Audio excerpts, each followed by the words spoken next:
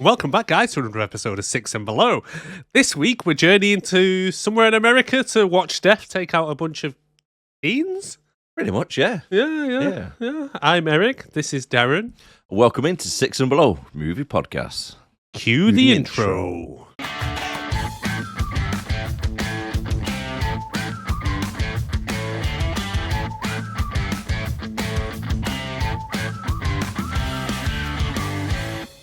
Smooth as butter.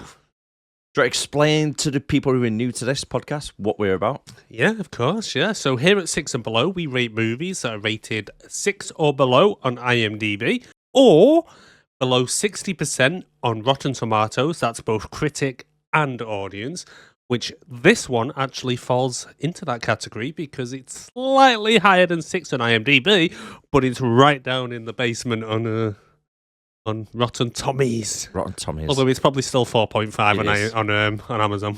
I think it might be, yeah. Think it might, yeah. Yeah, it might be. Think it could be. Why are you so animated with your hands tonight? I don't know. I've just had a Monster and a big coffee. I don't know what's going on with them. Stop it now. Stop it. Stop it now. Right, we'll start off today. You watched any films this week? What did you recommend, or anything that's half decent? I watched a kids' film that was quite good with my daughter called Leo on Netflix.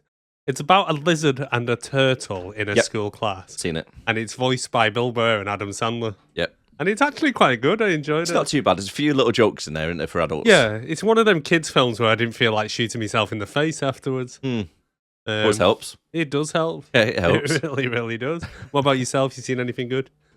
Blade, the original. the original one, mate, from like Operation Blade. 98 or something. It might be, yeah. Around that time. Yeah, great film. Operation Blade.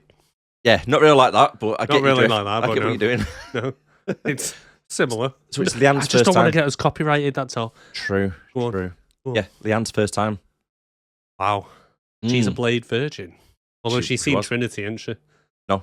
Did she not watch it? No, she didn't want to watch it because it's the third one. She's at least watched our podcast of it, though, hasn't she? She's not a true fan of the podcast, mate. Divorce. She gets fed up with us both like spending too much time together. Yeah, to be fair, I don't think my wife's watched one since Batman Forever. Was that the last one? I think that was pretty much the last one I watched with her. Yeah, she doesn't like it. She gets a bit fed up on me own, like hearing my voice all the time, annoying her. I can see why, to be fair, because, yeah, I can hear your voice loud and clear in here. Loud and clear. To be fair, mine's not much better. To be fair, though, we was on a road trip up Scotland, Oh, yeah. and I put our podcast on. Oh, yeah. So I'm in the car And she talking was- to her with my voice on the radio as well. She was losing her head. Were you not just tempted to just add little bits in, pretending it was coming through from the podcast? I could have been. Did it make her go to sleep like that? No, unfortunately not. Oh. No. No. Just sat there with her face on. No. Sorry, Leanne. She's got resting face, hasn't she? She has. Resting face. So, Love you, Leanne. do you want to move on to the clip Don't quiz? hurt us. Yeah, clip quiz. So Yes, do you want to get straight explain in. what it is? Yeah, clip quiz stars one of our lovely stars up above.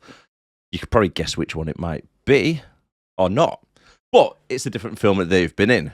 Yeah. So So see if you- you can guess it. As well as me, because I don't know the answer, need to try and guess what the film is. Yeah. And stay tuned to the end to find out. Let's work together, guys. Let's work together. Let's do this. Teamwork makes the dream work. Claire, it's me. It's Chris.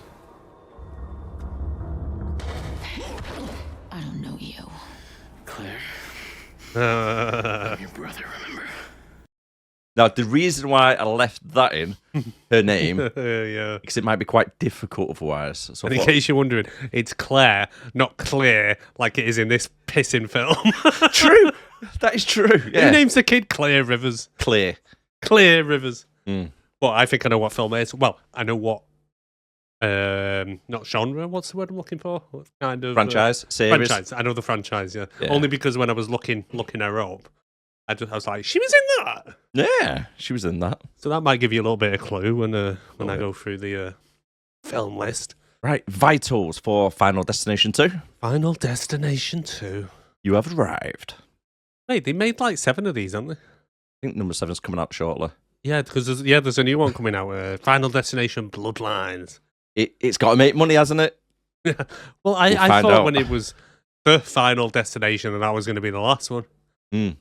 I don't think they understand what the word final means. Do they? I don't think they do either. No. I mean, technically, it could be. It's probably more aimed at like the final destination for that character. Yeah. Well, yeah, it is, obviously, but I love how they go through these whole kind of film franchises thinking, we're going to escape death, but it's like, you're going to die eventually. Yeah, Yeah. that's all. What you mean is you just don't want to die young. Yeah. Yeah. Or there and then. Yeah, true. Or true. gruesomely, like death seems to do for everyone. He Maybe can't gruesomely. he can't just give someone a heart attack or a stroke, can he? No, It has no, to no, be no. the most elaborately planned death in the world. Yeah, he plays the game of Donimals. He really does. Just watches them all. It's like, Ding, ding, ding, ding, ding, ding, ding. it is daft. Right, Vitals, let's get into it. Go on. Released in 2003, runtime 1 hour and 30 minutes. IMDb rating 6.2. Something's going on there, I think. Something is going on. Something is So how going can on. we view this on our channel? Well, as we said at the beginning, because it is on Rotten Tomatoes. 51 and 58 audience. Ooh. So it's below the 60% for both. Only just, but yeah, we Only made just. it. We made it. Yeah, we got it. Budget 26 million. On what? Now, this is why they made 7 of them. Box office gross worldwide 90. Jesus Christ. I still want to know what they spent 20 odd million on, though. It's got to be the I mean- actors. CGI from that car crash, maybe? Well, they probably spent a big chunk on that car crash. Well, I reckon the only one getting a good paycheck out of this was Candyman and possibly. Candyman. And this dude, not this dude, this bird, Ali Lauter. I Why reckon not? she probably asked for at least $1,000. Yeah, I don't think At she would have got a big least. pay, the others. Well, no, I don't think she would have got a big pay, but I think she's the only cast of the original in it that came back. Well, the only one you really could have had was, what was that name? That guy's name, Devon Saw. Yeah, but he got crushed by a sign. Yeah, but did he? Because in this we find out that he didn't. He did. He didn't. He did. He didn't. He did. He didn't. He says, I was in Paris, Rory. Yeah. I was in Paris, Mm. enjoying it, but some kid got wiped out by a sign. It wasn't Alex, though. It was the other lad. The bully lad.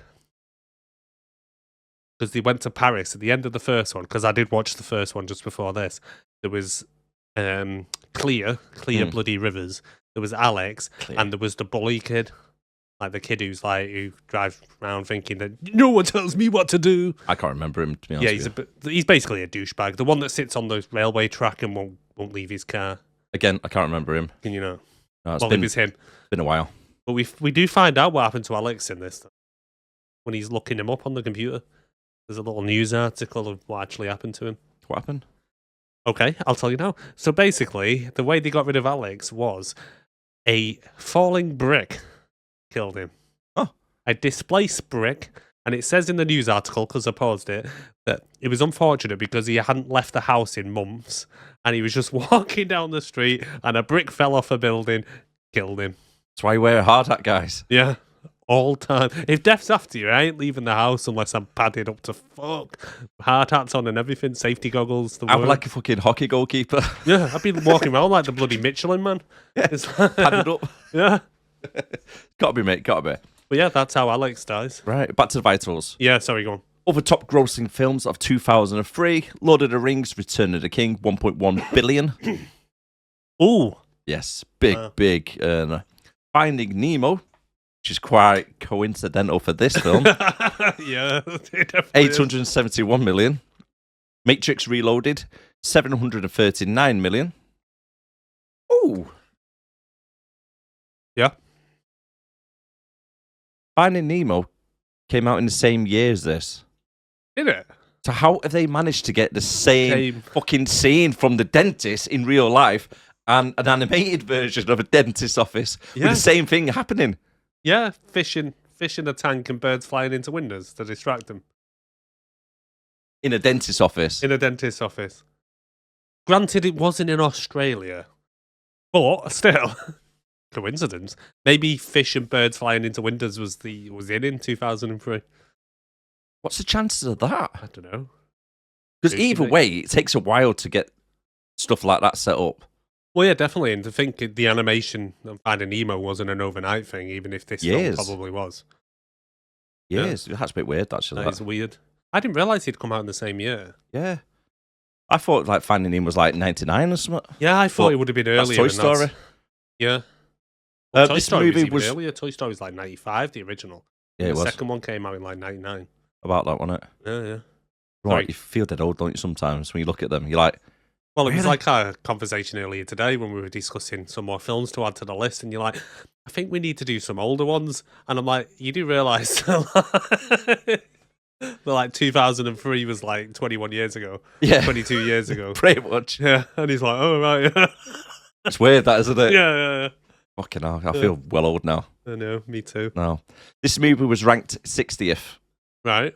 higher grossing than the following films. Well. Unfortunately, sorry, mate. Kangaroo Jack. Oh, really? Yep. Jeepers Really? Creepers 2.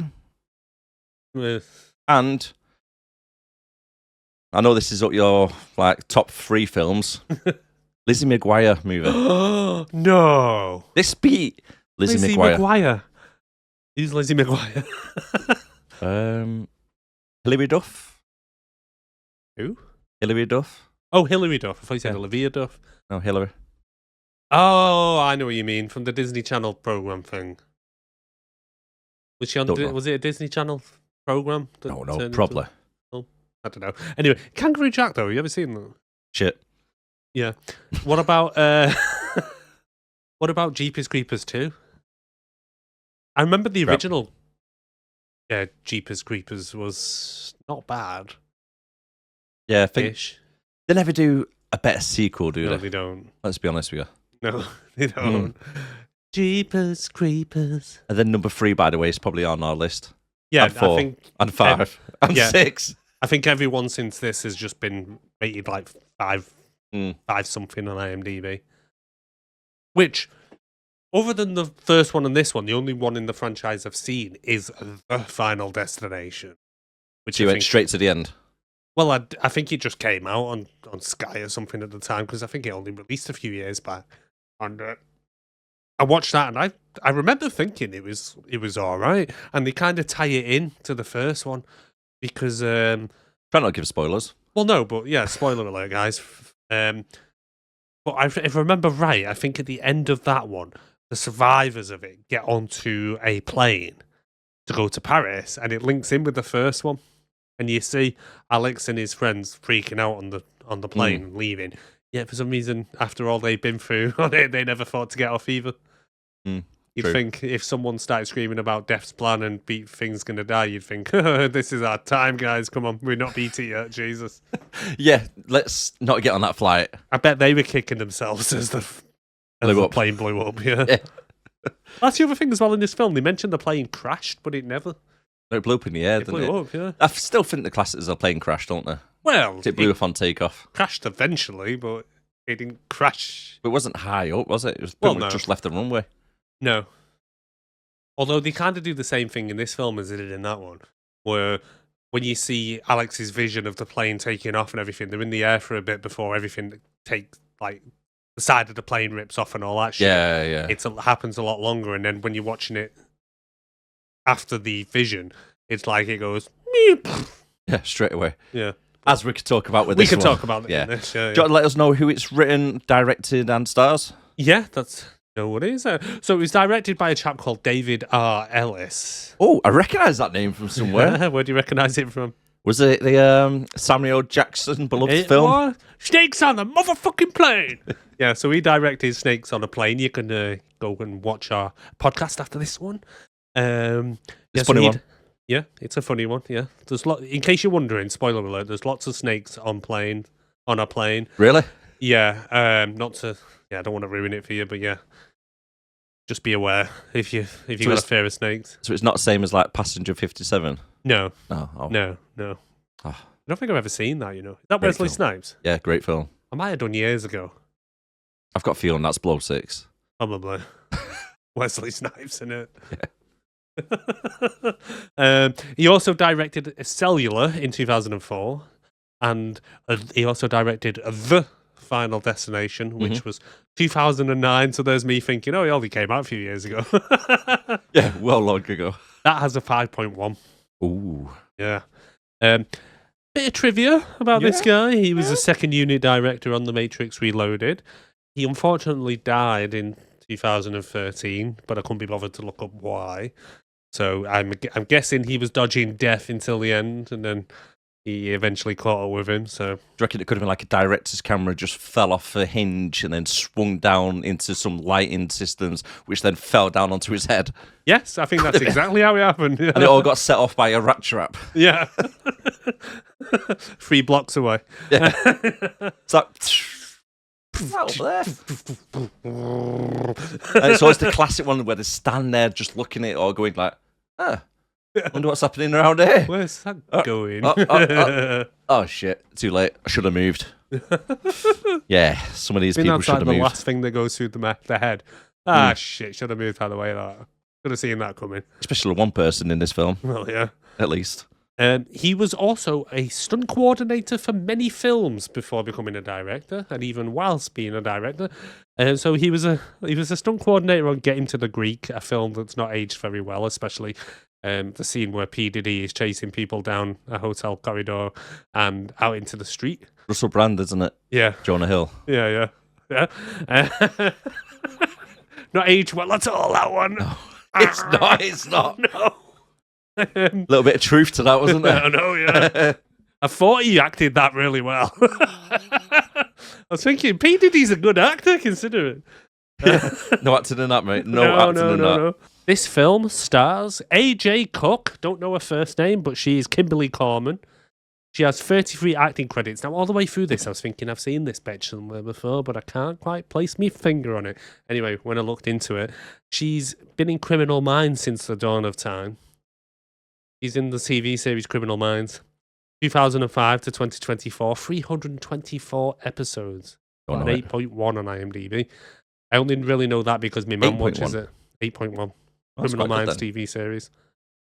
She was also, back in the day, in a film called The Virgin Suicides from 1999. That's got a 7.2 on IMDb, and I have seen that film. It stars Kirsten Dunst as well. It's about a weird family with an overprotective dad, and they've got like 5 daughters, and they all, spoiler alert, kill themselves. Oh, really? And apparently the virgins, except for one of them who clearly is shagging all the way through it, Kirsten Dunst's character. Did she But yeah. survive? She does not survive, no. Oh. I think she might put her head in the oven, and that might be one of the others. Yeah. Okay. Bit of trivia. Yeah. At a young age, she suffered from extreme astigmatism, which caused her to be declared legally blind. She ultimately obtained an eye implant called Vision ICL, which drastically improved her vision. So, she's a bit blind. Hence why. Which is ironic, really, because she can see the signs. But anyway. She drove like a blind bird anyway. Oh, she did drive like a yeah. blind woman. Jesus. I would not be comfortable sitting in the passenger seat of that car. No. No. On several occasions, it's like a little bit near miss here, love. Oh, yeah. Yeah. Yeah. She's definitely not a good driver, but that kind of maybe clears up as to why. But speaking of clears, then we got Ali Larter as Claire Rivers. Like it. What a stupid name. Who the hell would name their child Claire? I watched the first Final Destination, like I said before this, right? I went through that whole film thinking this woman's name was Claire. You would think that. Get to the second one, find out her name's actually Claire. And I was like, I'm not surprised the parents left her. Because in the first one, she's literally 17 years old living on her own. Now, she was also in some of the Resident Evil franchise. She was in Resident Evil Extinction, Afterlife, and Final Chapter, where she played Claire Redfield. Let's try not to give it away too much. Give what away, Darren? Give what away? Yeah, but I don't know which one that clip's from. 50-50. Well, I'll just wait till the end. yeah. And then she was also in Heroes, if you remember Heroes from back in the day. She was in Yes. 56 episodes of that. I recognise her more from that. Yeah. I love Which- that TV show. It had a brilliant first season. What was that? I don't know, something just floated out of my mouth. I think it might have been like a bubble or something. I don't know. So, a little bit of trivia about her and also about the Final Destination franchise. So, Okay. the original ending, Final Destination, showed her character giving birth to a son of the central character, Alex, played by Devon Sawa, who was shown to have died in the original ending. Say that again. So, basically, in the original ending of Final Destination, she was supposed to have Alex's baby. Ah, Alex's baby. Alex's baby, yeah. I thought the way you mentioned that, it came across as if she had Alex as a baby. Could have been. Let me reread it. We showed her dad in the no, she definitely had his baby. She didn't have him Okay. as a baby. That would have just But been I weird. might have misheard it. No, yeah, yeah. And then we've got Tony Todd, big man himself. He's got 248 acting credits on IMDb. Because he appears in like 30 seconds of pretty much every horror film in it. Yeah, Yeah. he does loads of like voiceovers. So he's obviously Candyman. From the Candyman films. He was also a couple of films. He was in The Rock and he was in The Crow, randomly. And then just to quickly go through the rest of the cast, we got Michael Landis as Thomas Burke, who's the copper. We've got David Paiku as Evan Lewis. We got James Kirk as Tim Carpenter. For some reason it's put it as Time. Linda Boyd as Nora Carpenter. Yep. Keegan Connor Tracy. Keegan Connor Tracy is Kat. Jonathan Cherry as Rory. And Terrence T.C. Carson as Eugene Dix. Hopefully you understood all that. That's an unfortunate name. And that's the end of the cast. What's his name? In this, his character Yeah. is called Eugene Dix. We're so immature. We are. We really are. Did you say Diggs? Do you want a bit of trivia about the film? Let's get on general notes then, yeah? Yeah, bit of trivia about the film. Go on. Go on. So, real logs were tested for the crash sequence, but they didn't bounce enough. Therefore, logs are CGI in this film. Yes. I'd hope so as well. Yeah, I know. Because, Right? let's be honest with you, when that log goes through the cop's car, yeah, you won't be using a real tree for that. No, God, I hope not. And plus, logs, when they fell off, when they were trying to do the test, that's how physics work. Not like in this film. Don't bounce like. Oh, darn it. They're not bouncing in the direction we want it to go. Yeah, because it's physics. Bounce higher tree. Maybe they should have used a rubber tree. Yeah, maybe. Broing. But it wouldn't kill the actors, though. Well, yeah. I mean, they wanted to go for like the real shock effect. I don't know about you, but since I watched this film back in the day, every time I'm behind a log truck, Yes. even like, Yes. because it's even on Madam Web, she's behind a log truck, and I was like, oh my God, get in front of that. Now, if this film has scarred you for life by driving behind trucks, especially if they've got logs, Yeah. hit that like button. Hit the like button, hit the subscribe button. You're a truck driver by trade. I am. Have you ever driven a truck full of logs? I've not, no. No. No. If you do, drive carefuler than this guy. Well, luckily, we don't just use chains. They normally have like big steel brackets on either side That is lucky, and then strap them down inside as well. properly. So you got a bit of security. Yeah. So this doesn't happen. Yes, Yeah. exactly. I mean, they use a flimsy chain, don't they? They do, yeah. Really bad.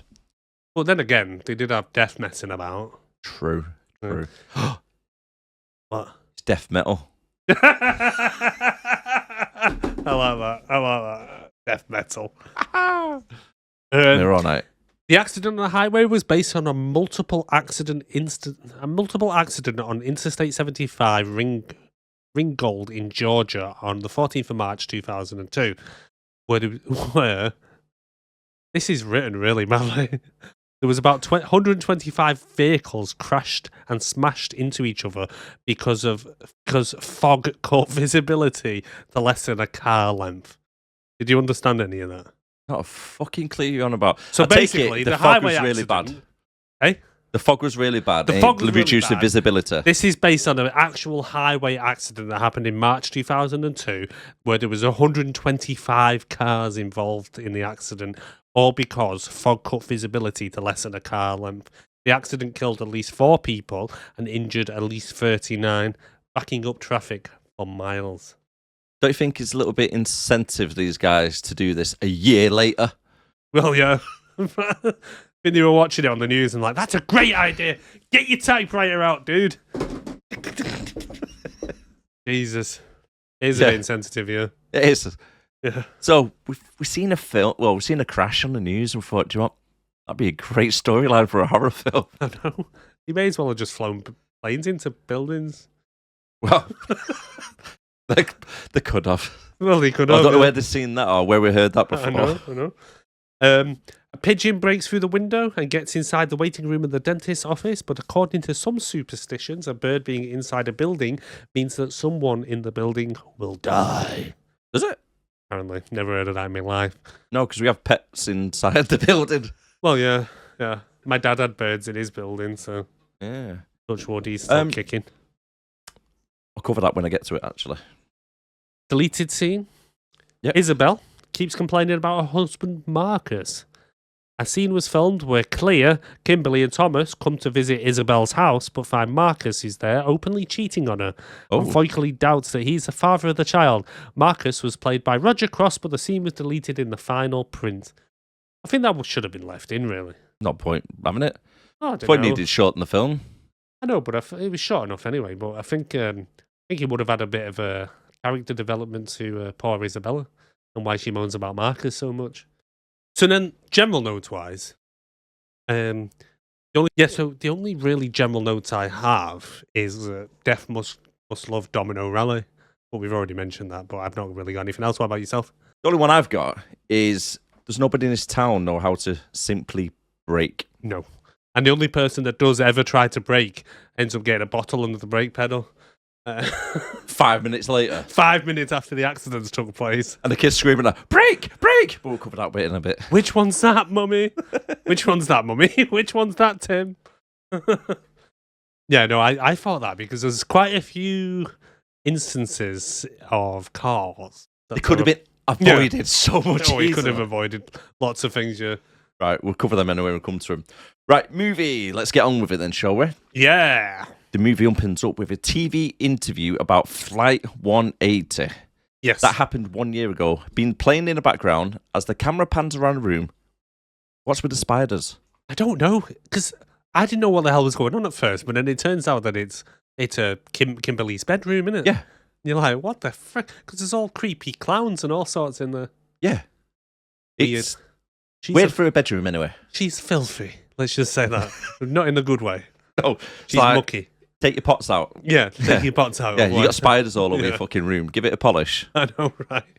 So then Kimberly gets woken up by someone whispering her name. Yeah. Did you clock onto that? I didn't clock on to whispering her name, but I seen the door close behind her.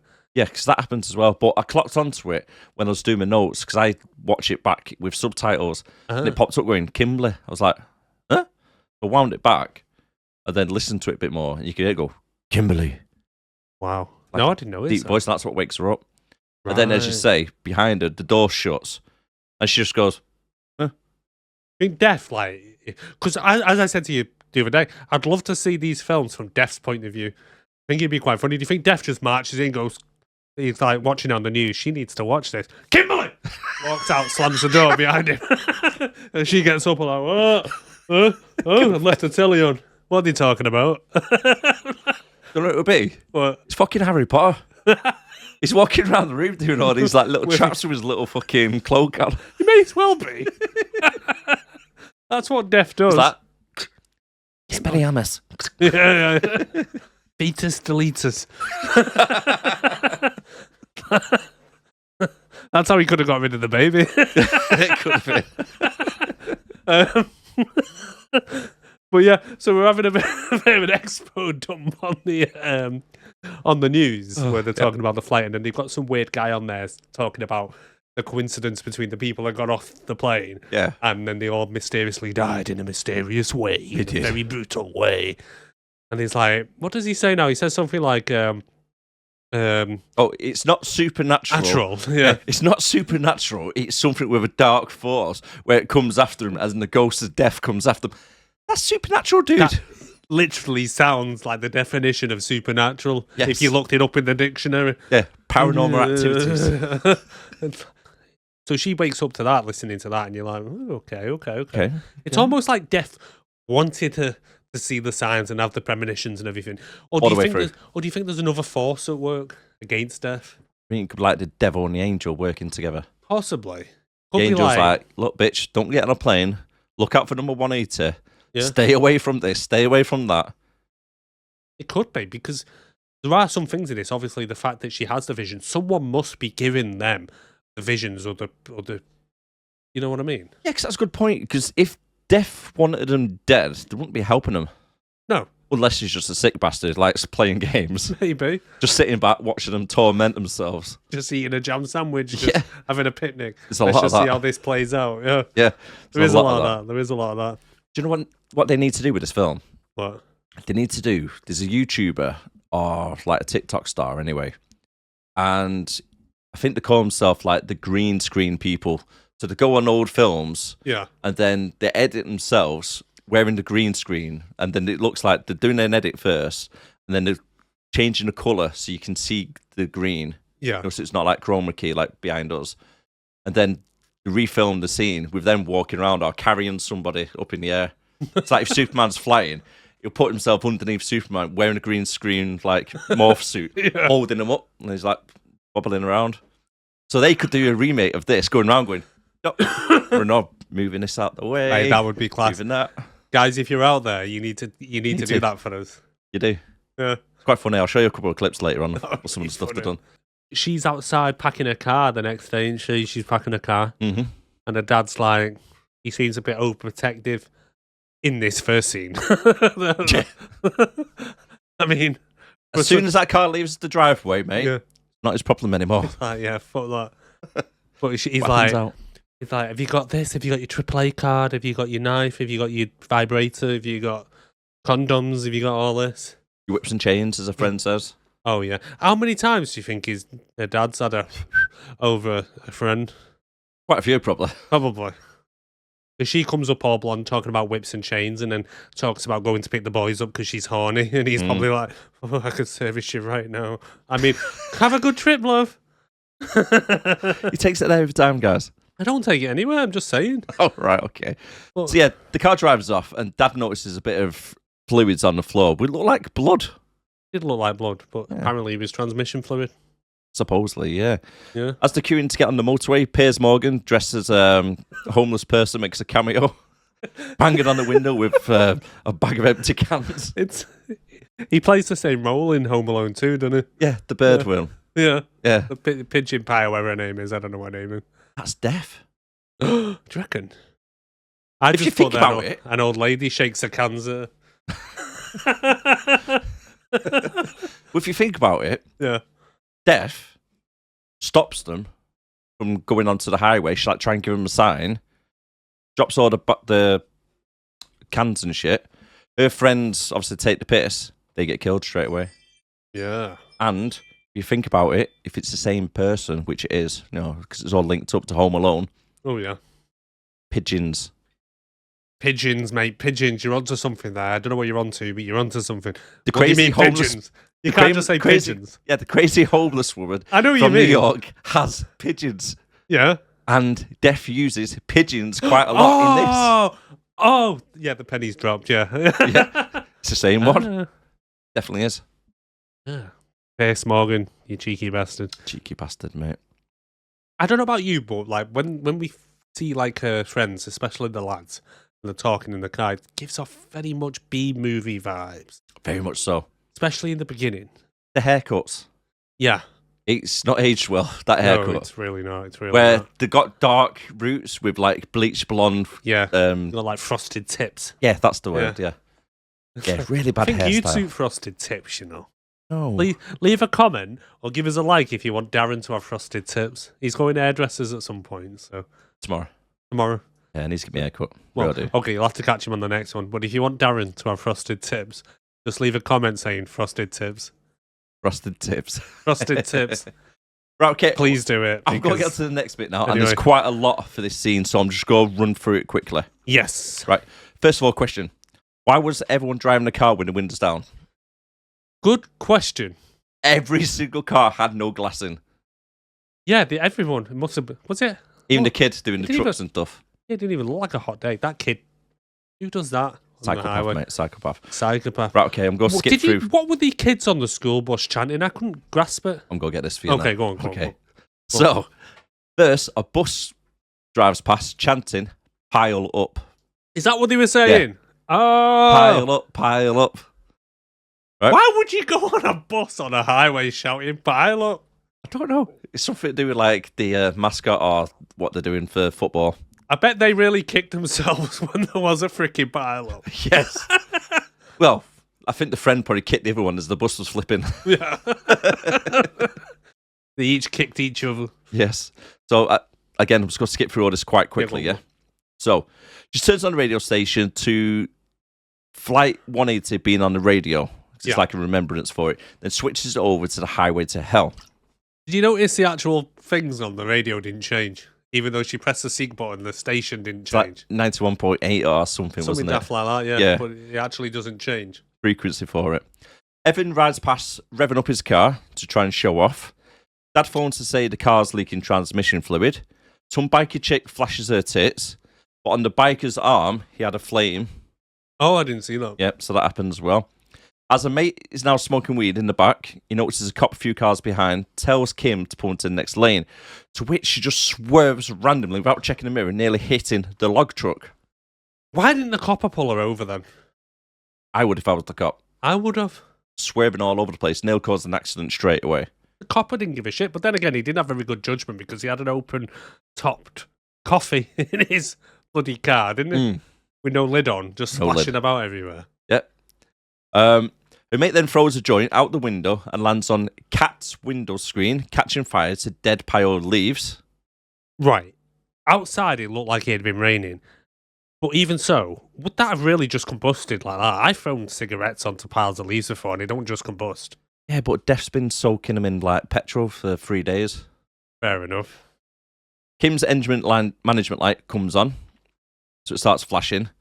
Isabella drives past her, heavily pregnant.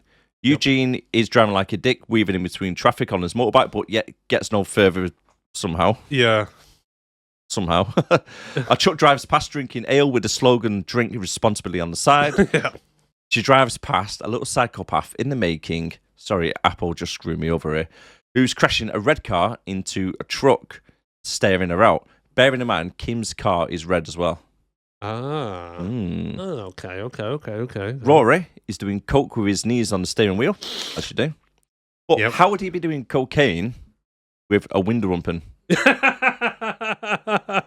that's a good point. Instead of shit. Straight onto the copper's windscreen who's going past. That's one for the road. He had his window open as well, so imagine if it had just gone straight into the copper's window. Jesus Christ! Like a talc bomb in the face.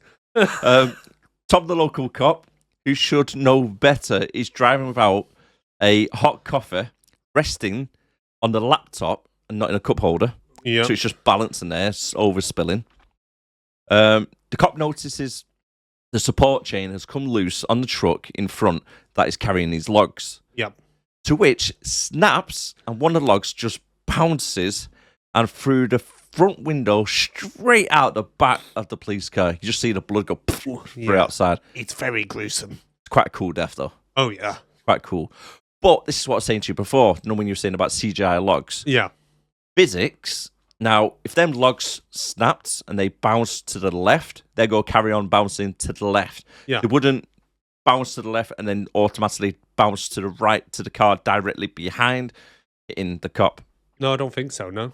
Because, yeah, like you say, they'd have fell off the side of it. They wouldn't just have slid off. No. Because he still would have been going with the momentum of the truck that he was on. Yep. And he would have just off the side. And that was the first log what hit the floor from the chain, what killed the cop. Yeah. It's gone bang, bang, straight to forward. Huh. Yeah.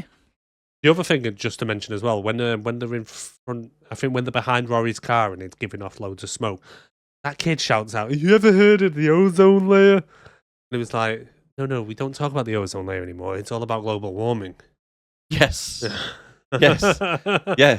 It's actual change now, isn't it, the agenda? Yeah, the agenda definitely did change. Because I Definitely remember has, mate. being a 90s kid, it was all about the ozone layer. It was, don't wasn't use CFCs in your spray cans and all that. And then You're no one right. talks about that anymore. Anyway, Green. sorry, I just wanted to mention that was on my notes. Yeah. Eugene falls off his bike and then he gets killed by his own bike as it slides into him. Yeah. Rory turns up too hard, flipping the car, and then the bin truck just randomly crashes into him. And then explodes. Explodes straight away. Why do the cars explode? Cars don't explode. Not like that. No. Silly. Kat flips her car too. The mum and son just drive erratically all over the place and then crashes into Kim's car, or say Kat's car, causing it to explode. Apple again, fuck's sake. Kat, This is where she goes to press the brake and the water bottle falls underneath the brake pedal.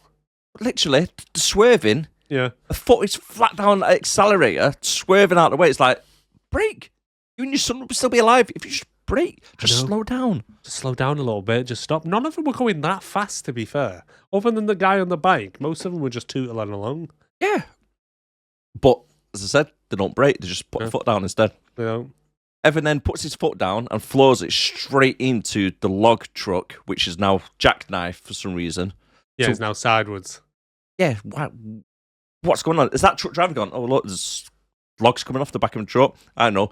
Let's hard left turn and slam on. No, you just slow down casually. Yeah. And then Evan smashes into the fuel tank, which is a diesel fuel tank. Yeah. Diesel is not as flammable as petrol, and it won't combust the way it does. Doesn't it only combust under pressure? Huge amount of pressures. Yeah. Is that why, like, obviously in a diesel car you have glow plugs instead of spark plugs because it only ignites under pressure? Yeah. Yeah, not like petrol, which would ignite the slightest spark. Yes. Did you notice as well when Kim's car crashes? You see, I didn't catch the blonde girl's name, but her head's sticking out the top Yes. of it. Yeah, when it lands and like everything comes to a settle, she's still alive. Yeah, she's in life. She's like, And hello, I call Arnie on that one. what happened? Yeah, let's call it. Bullshit! In the aftermath, Kim sees Evan burning alive, Ugh. and then the bin wagon from before, has he just turned around on the highway, gone back, and you know what, I'm going for a second go, because he then crashes Kim's car. I mean, where is he? Is the driver not even there anymore? I think he just went, oh, now's me chance, GTA time, guys.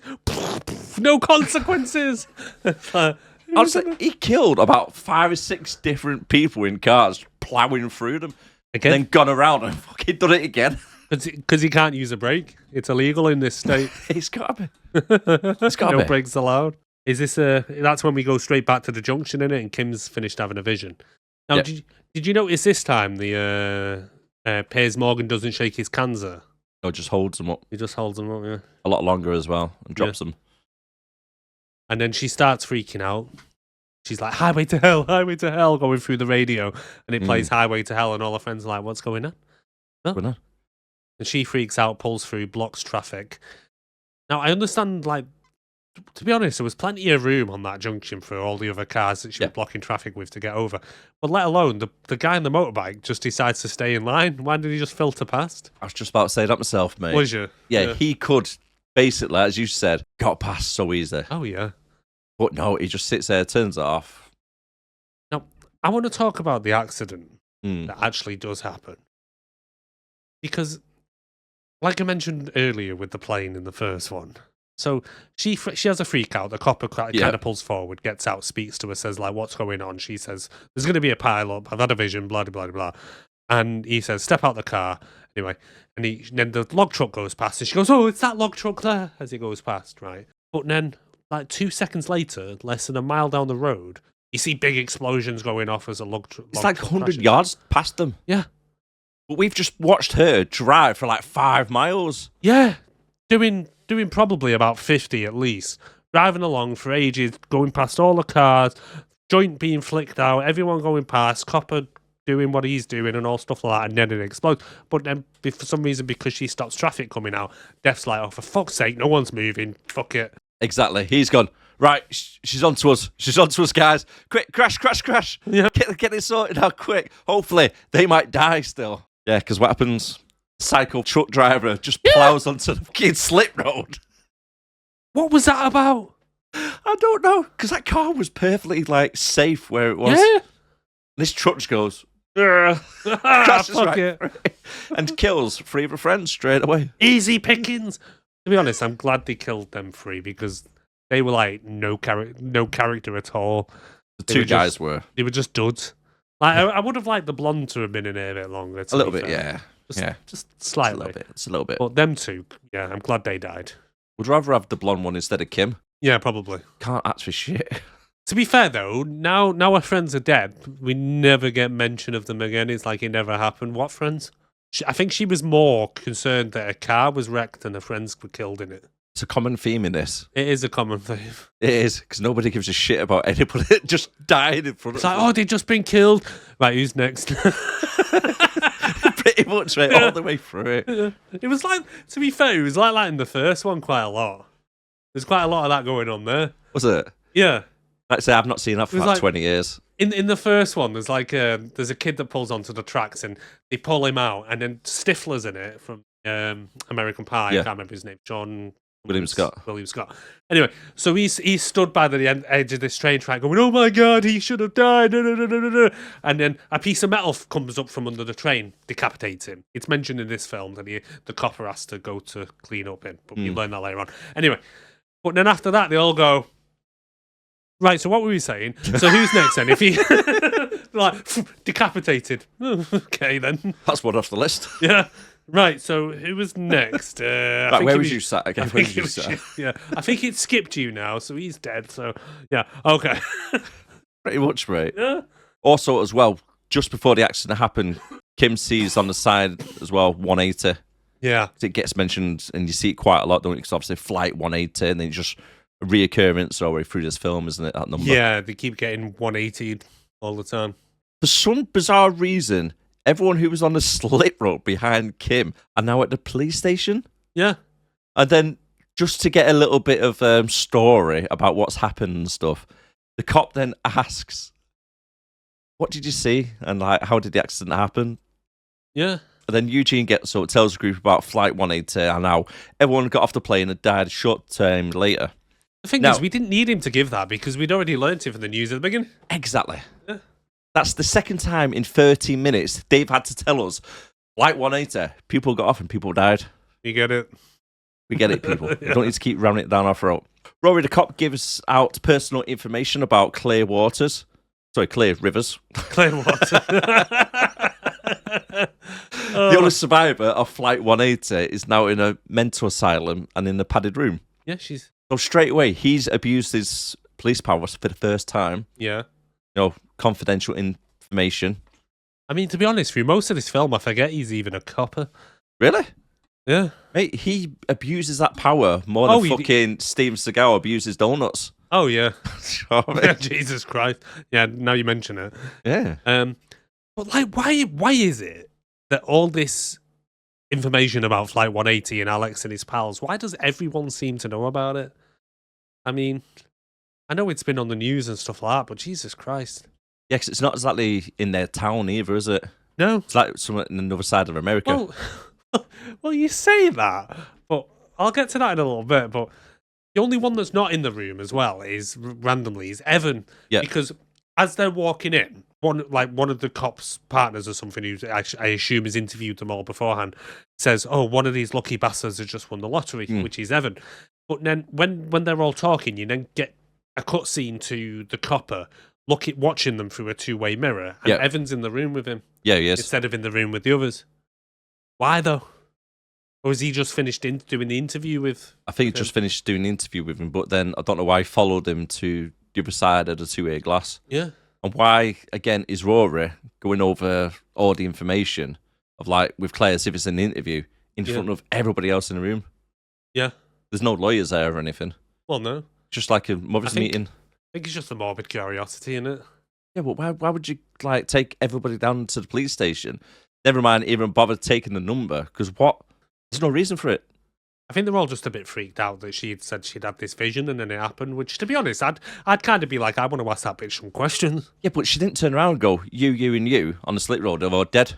Well, yeah. She just freaked out. An accident's going to be happening. Yeah, I suppose. She never said, I watched you burn, I watched you not break, and I watched you do whatever. Do you know why? Why? Because she didn't see them. So how does she know they died in that order?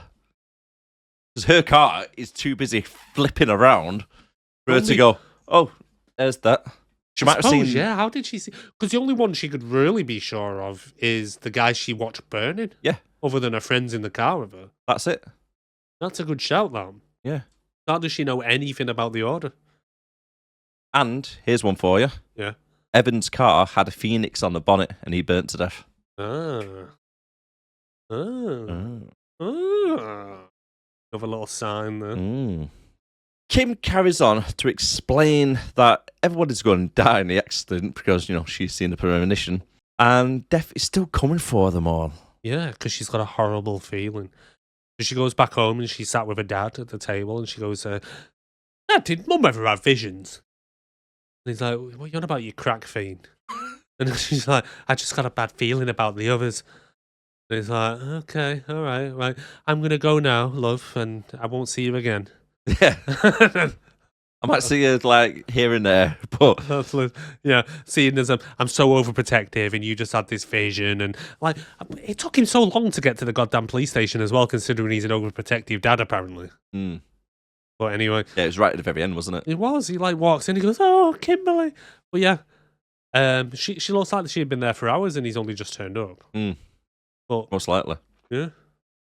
But yeah, so we never really see the dad again, do we? No. Well, yeah. Do we? Yeah, he makes one or two little appearances. Does he? Now, we see Evan, the lottery winner, is still living in the ghetto as he dodges obstacle course of toys left in his apartment in the hallway.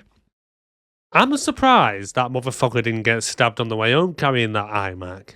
Death could have just left him to it. Yeah. And I think the area might have done it for him.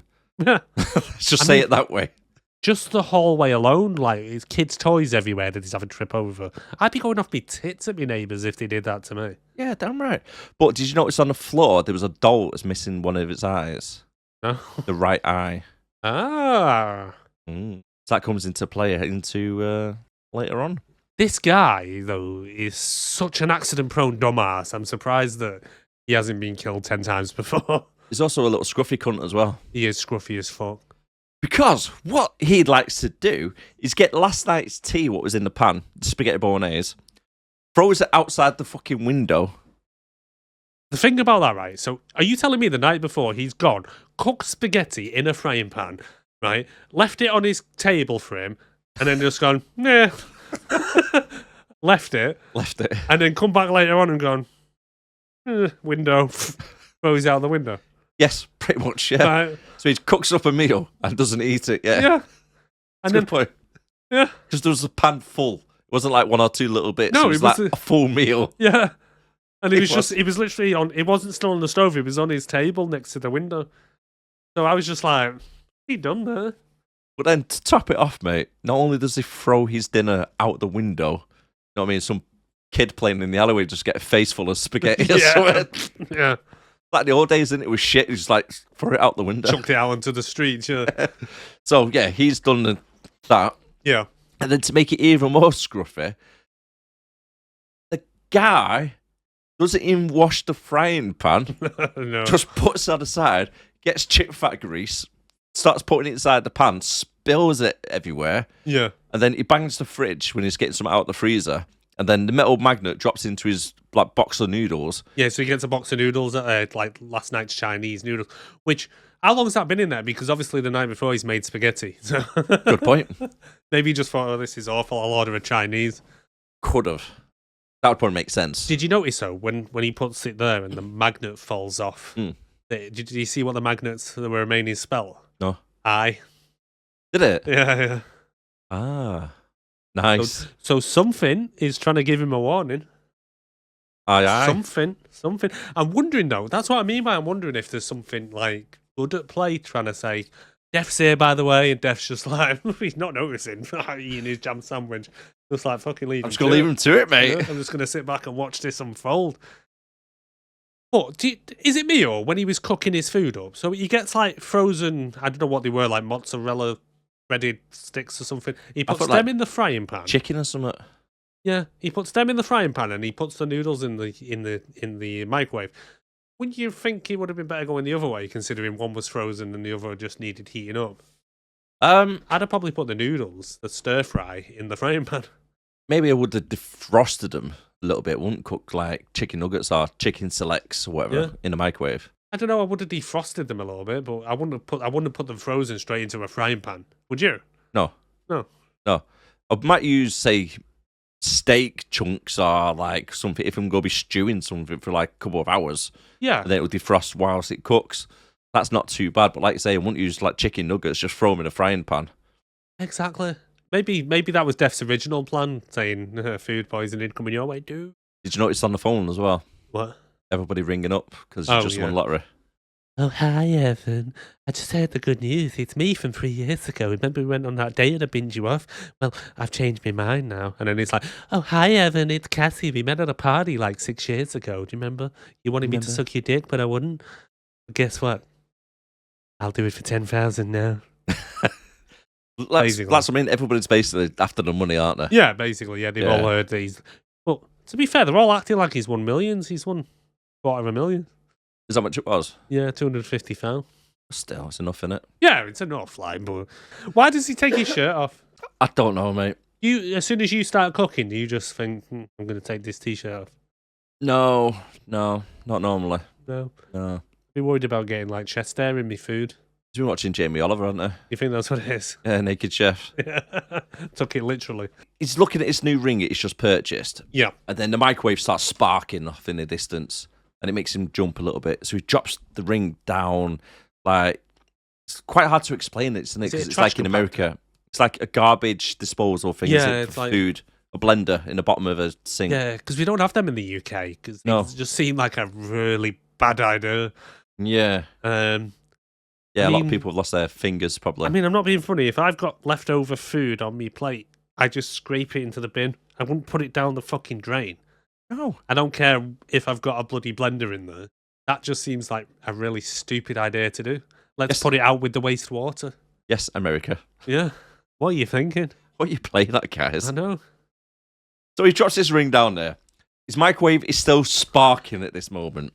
Right. Wouldn't you think, I'm going to open up the microwave, stop that hazard. Yes. Right? From blowing up.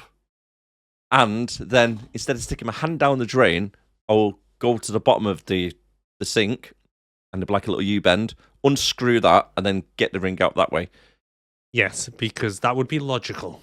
But no, Evan, he puts a watch on first. Yes. And then sticks his hand into the said sink, gets his hand stuck. The microwave's still sparking its bollocks off, and then the frying pan just bursts into flames.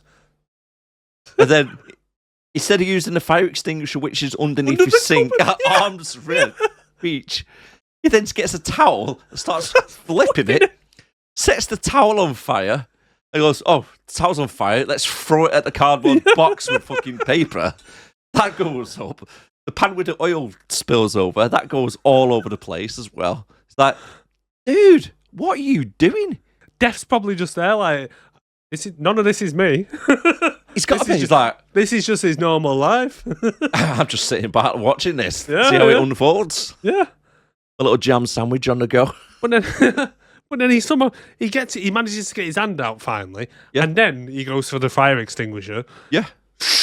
Fire extinguisher does sod all, so he goes, guess it's time to leave then. Goes to, for some reason, leave the window, even though, like, he could have just gone out the front door. No, just flames in front of the door. But he didn't come in that way, did he? Yeah.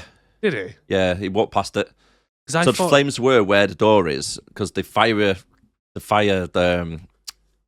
alarm melts, and that's above the door. Right.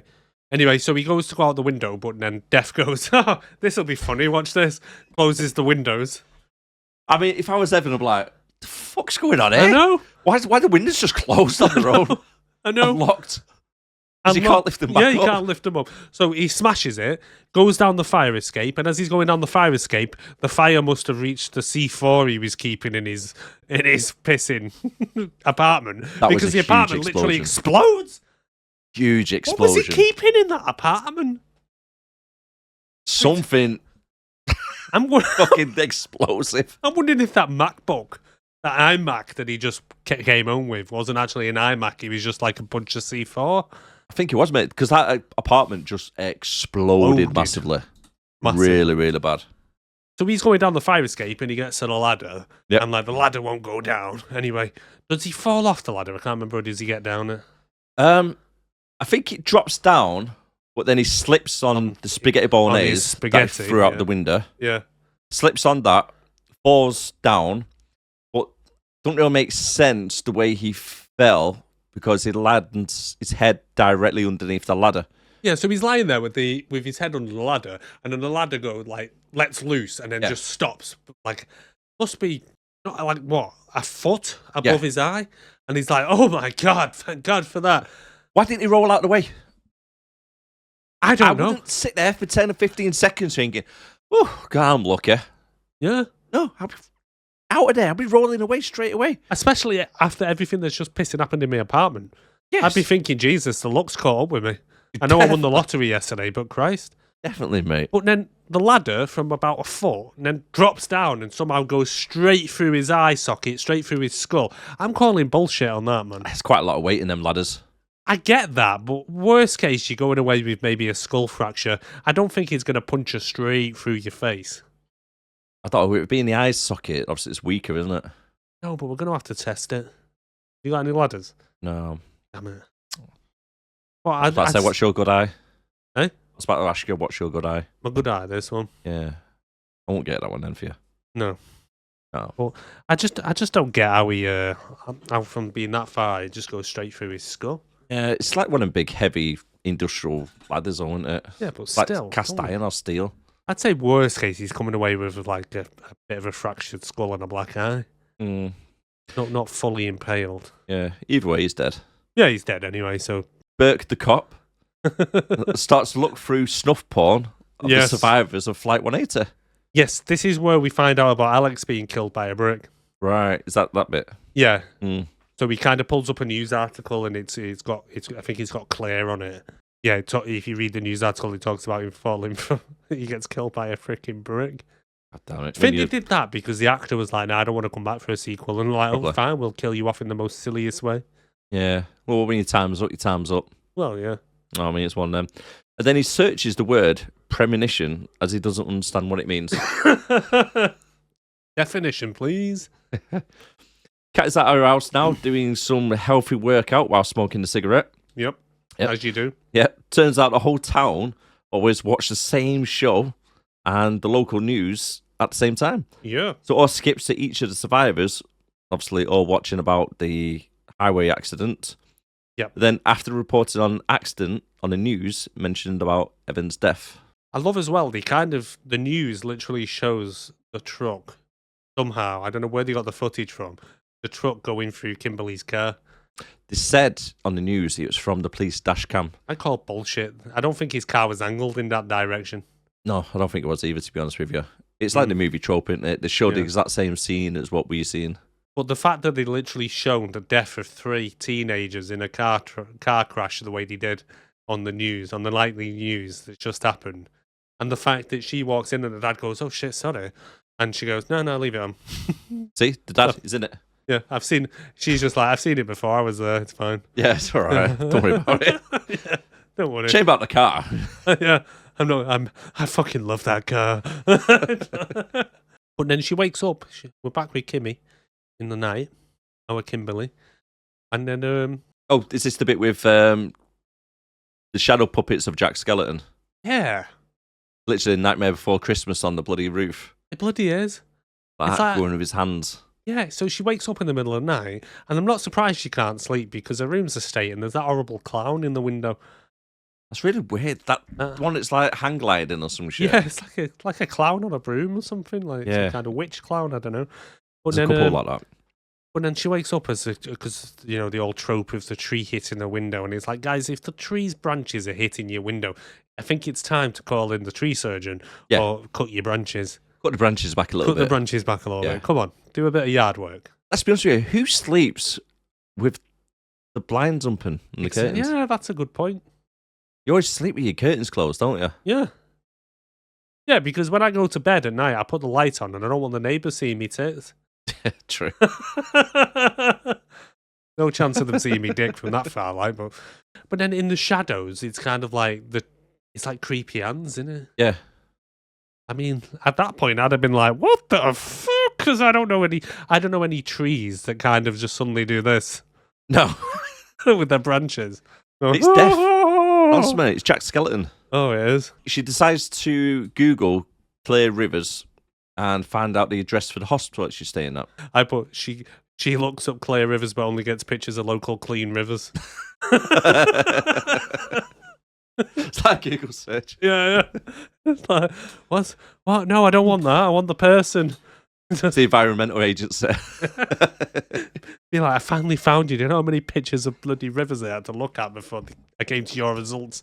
And the next day, she drives down to the mental asylum where Claire is actually staying. The nut house. It's so hard to say Claire instead of Claire. I know. You want to try and correct yourself, don't you? Yeah. And I was half expecting Ace Ventura to be jumping over the hedges. It looked the same layout. Oh, yeah. When he's in the Luna bin on the second one. Yeah, it does actually. Thinking he's just running around. Yeah. Running around in the background. We'll have to keep an eye on him. 264. The nurse goes over a list of items that you're not allowed to take inside. Pretty much everything, including the clothes, by the sounds of it. I'm surprised they didn't make us strip off, to be fair. I would have preferred it. In that list, there was money clips. Yeah. Who walks around with money clips? They even mentioned poison. They said, if you know poison, it's like, oh, do you mean I can't take this vial of poison that I carry around with me everywhere into her room? Damn it, what am I going to do with it? Do you want to keep hold of it, love? I mean... It's a cyanide. So we need to talk about Claire in this bloody room. So we find out that, obviously, the list of the nurse is going through, and she goes to the nurse. Oh, is she dangerous? And he's like, no, this is the list she's given us. Mm. And then later on, she goes, oh, do you know... When's she going to be released? It's like whenever she wants. She's there voluntary. Anyway. Yeah. So she's there voluntary trying to hide from death. So she's in a padded room. Now, in the padded room, there's a TV screen that she can watch the camera outside the door on, right? Yep. So first of all, why would she have a TV screen in there? Because we've seen in the first Final Destination that the teacher's computer monitor blows up and a piece of glass goes into her neck. Right? Obviously, Claire doesn't know that, but you'd think that would be a no-no. Especially if you've got everything else on the list. You can't even go in with socks on. Anyway, she's got all these things pinned up on a wall. Right? Yeah.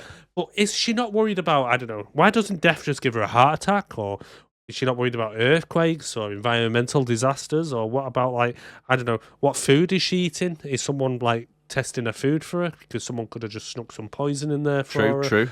And all stuff like that. There's plenty of ways you could die from a padded room. Yeah. She could trip over and suffocate on the padding. True. Or Bullseye can turn up and kill her with a little drawing pin. Yeah. I mean... With the paperclip. Yeah. Yeah, just... Right in the neck. Straight to the neck, mate. Dead. She starts to ask Claire about Death's list and how it all works. Everyone involved in the crash would die in order and how the premonition came out. Yeah. Kim then explains to her that her friends died last in the dream. Then Claire's like, shit, Death's trying to confuse us by doing it backwards instead. Yeah. Again, this is on my notes. Like, how does she know what order people died when they're behind her in the cars? It's a good shout. But yeah, Claire's just like, he's trying to confuse us. He's doing it in reverse, the bastard. The bastard. But then Claire's like, yeah, well, good luck with that, love. On your way. Yeah, on your way. But I love it when she's in the room and I think Kimberly goes to her, Claire! And I was thinking, paddles, the way she shouts it. I was like, Jesus Christ. She says to Kimberly that she thinks that because Officer Berg pushes her out the way when the truck comes and kills her friends, that it skipped her. Mm-hmm. But I thought the only way like they could skip death and stuff like that is if someone had a premonition and did it, but he didn't. He just saw the truck coming and moved her out of the way. Yep. So it's not like he suddenly saw Death's plan and decided to change it. No. So That would be the same thing then. For an example, Tim gets crushed by the glass. yeah, If somebody pushed him out of the way, would it then skip to him to the next person, and then etc. etc.? yeah. I don't think it works like that. I don't think it doesn't does. normally. Because that would just mean that everyone that's ever had a near-death experience or just nearly got hit by that car is now on Watching your back. Death's list. Yeah, watch your back, guys. Watch your back. Um, She tells Kim to watch out for the signs, as they can be a difference between life and death. Then Kim turns around, tells her she has a responsibility. How? She had nothing to do with the accident or anybody else. oh, I know. Was it her responsibility? Calls her a coward as well. Yeah. And says, "Oh, you're just a coward living here. You may as well just be dead," which is a fair point. But she's literally just met this woman, came in, just suddenly asking, "Oh, what do you know about this?" And when she won't help her, she's like, "Oh, you're such a bitch." It's like, Pretty much. you don't even know this woman. No, But- I've known you for 5 minutes. But I love how Claire says as well that death works with in your face irony. Like, have you ever seen anything that's like in your face irony? And it's like, so guys, if you're out there and you ever come across something that's proper in your face irony, watch your back because Yes. death's about. Yes, he Yeah. works in mysterious ways. Yeah. So then we head back to Kimberly's house, Yeah. and the copper's stalking her. Yeah, that's exactly what I put in my notes. He just turns up, starts stalking the place. I rang your house last night, and your dad said you were asleep, so I just thought I'd turn up here unannounced. Again, abusing his police powers. Yeah, because like obviously, how does he know where she lives other than him looking her up on the police system? Exactly. Yeah, Exactly. but he says we're having a meeting tonight at my apartment.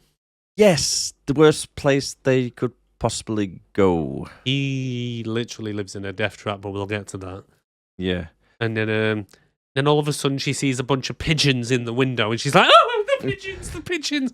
And he's just like, "Tell me more about these pigeons." Something's going to happen through. Something's going to happen. Yeah, Tim and Nora. It's definitely them. How do you know? I know. How do you know? And why? Right. So in the first film, the hints that Alex got when he wasn't with people Yeah. were subtle. Yeah. Like on one of them, a magazine goes into a fan, and then a piece of paper like lands on him, and it's got the guy's name who dies in the bath. Yeah. Right. So that's a subtle hint, but no, she literally sees a flock of pigeons in the mirror looking like they're attacking her. And from his point of view, from the copper's point of view, it'd just be like us chatting here now, and I just go, "Oh, the pigeons! The pigeons!" You're like, well, what? Yeah, pretty much. Yeah. Let's go find Nora. Yeah, because something's going to be happening now. Yeah. And Tim is at a dentist appointment when Death decides to play in his old little tricks. First, it starts by pulling the tap from like the water fish tank, so it makes like a little bit of a leak. Yeah. Then Death proceeds to throw his homing pigeons at the windows. Yeah. So they're there. The dentist is about to give Tim the biggest bloody needle I've ever seen in his gums, and then a pigeon smashes into the window and cracks the window, Yes. and then still flies away like nothing happened. Yeah, I mean- that's a case of neck snapped, drop. Yeah, that It's not literally- getting back up for round 2. No, not if you're flying into a pane of glass that's in a building that's quite high up, because he weren't on the first floor, so that glass has got to be thick. And the Thick. fact that he's managed to crack it Hmm. makes me, yeah, that bird ain't walking away or flying away from that. Would you trust this dentist? No, I wouldn't even. no. I was like, dude, you're botching the job here. Yeah. And you're a nervous wreck whilst you're doing it. Yeah. And then he goes to do it again, and another bird flies, and he's like, "Oh my god, what's with these birds?" And all I'm sat there thinking is like, how many times have you had to change that window? Did you never think to, I don't know, put a blind up or something so the birds could at least see the bloody clear wall that you clearly got up there from their point of view? Yep. Because the window's about as big as like from the floor to the roof, isn't it? Oh yeah. Yeah. You'd think at some point after you replace the window for the 10th time, he'd gone, "You know what, I'm going to put a blind up or something, or maybe tint it slightly so birds could not flying into it or something." Ah, yeah, that's a good point. Like two-way glass type thing. Yeah. Yeah, it's tinted on the outside but clear on the inside. Or just do something. Mm. But just skipping back a bit, did you hear what the kid says to his mum when before he goes in there? Oh, about getting by the bloody dentist. You know, if he gives me gas and I come back with my pants unbuttoned, we ain't paying. All right then. Just random, really. Just isn't it? randomly. He already knows the dentist is a bit of a creep. Oh, don't forget the kid reads Stephen Hawkins. No, it's not Hawkins. Hawkins. Stephen King books. Stephen King, yeah. I think it was Better Bones. Bag Bones or something like that. Was it? Yeah. I mean, And, what 15-year-old reads that? I know. I'm too scared to read it. Mm. I'm older than 15. Outside the window as well, you can see kind of like construction work going on. Like literally glass panes are being moved across on cranes. I don't know what type of work they were doing out there, whether they were just... Do you think there's just like...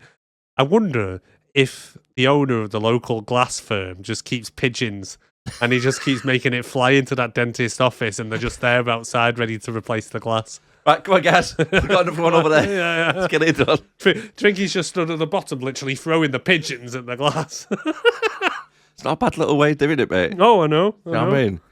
It's like I always have suspicions that, you know, like when you go to a place that changes tyres, I always wonder whether in their car park or whatever they just sprinkle nails about the place for repeat business. Or a certain mobile phone, when they update, them go slower. Yeah. When the new model comes out. Planned obsolescence. Exactly. But yeah, so the fish tank is leaking in the room. And then he ends up. He says to Tim, because obviously I can't get this needle in you, the birds won't allow it. Do you want some laughing gas instead? And Tim's like, I'll just get me fly down now then, shall I? He's predicted it. Yeah. He has, mate. He predicted it. He puts the laughing gas on him.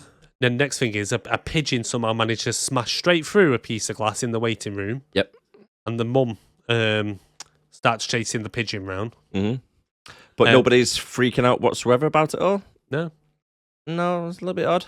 Yeah, somehow a super pigeon has managed to literally smash through a plane of like probably triple glazed glass. No problem. Anyway, so in the meantime, Tim's in there on his own, and Def starts his little plan and cuts off the oxygen, so he's just getting pure nitrous. Yep. And then for some reason there's like a hanging mobile above where he's laying in the dentist chair. Yeah, a bit like a kid's cot thing. Yeah. Normally above them, isn't there? And then, what was it, like a rubber octopus or something?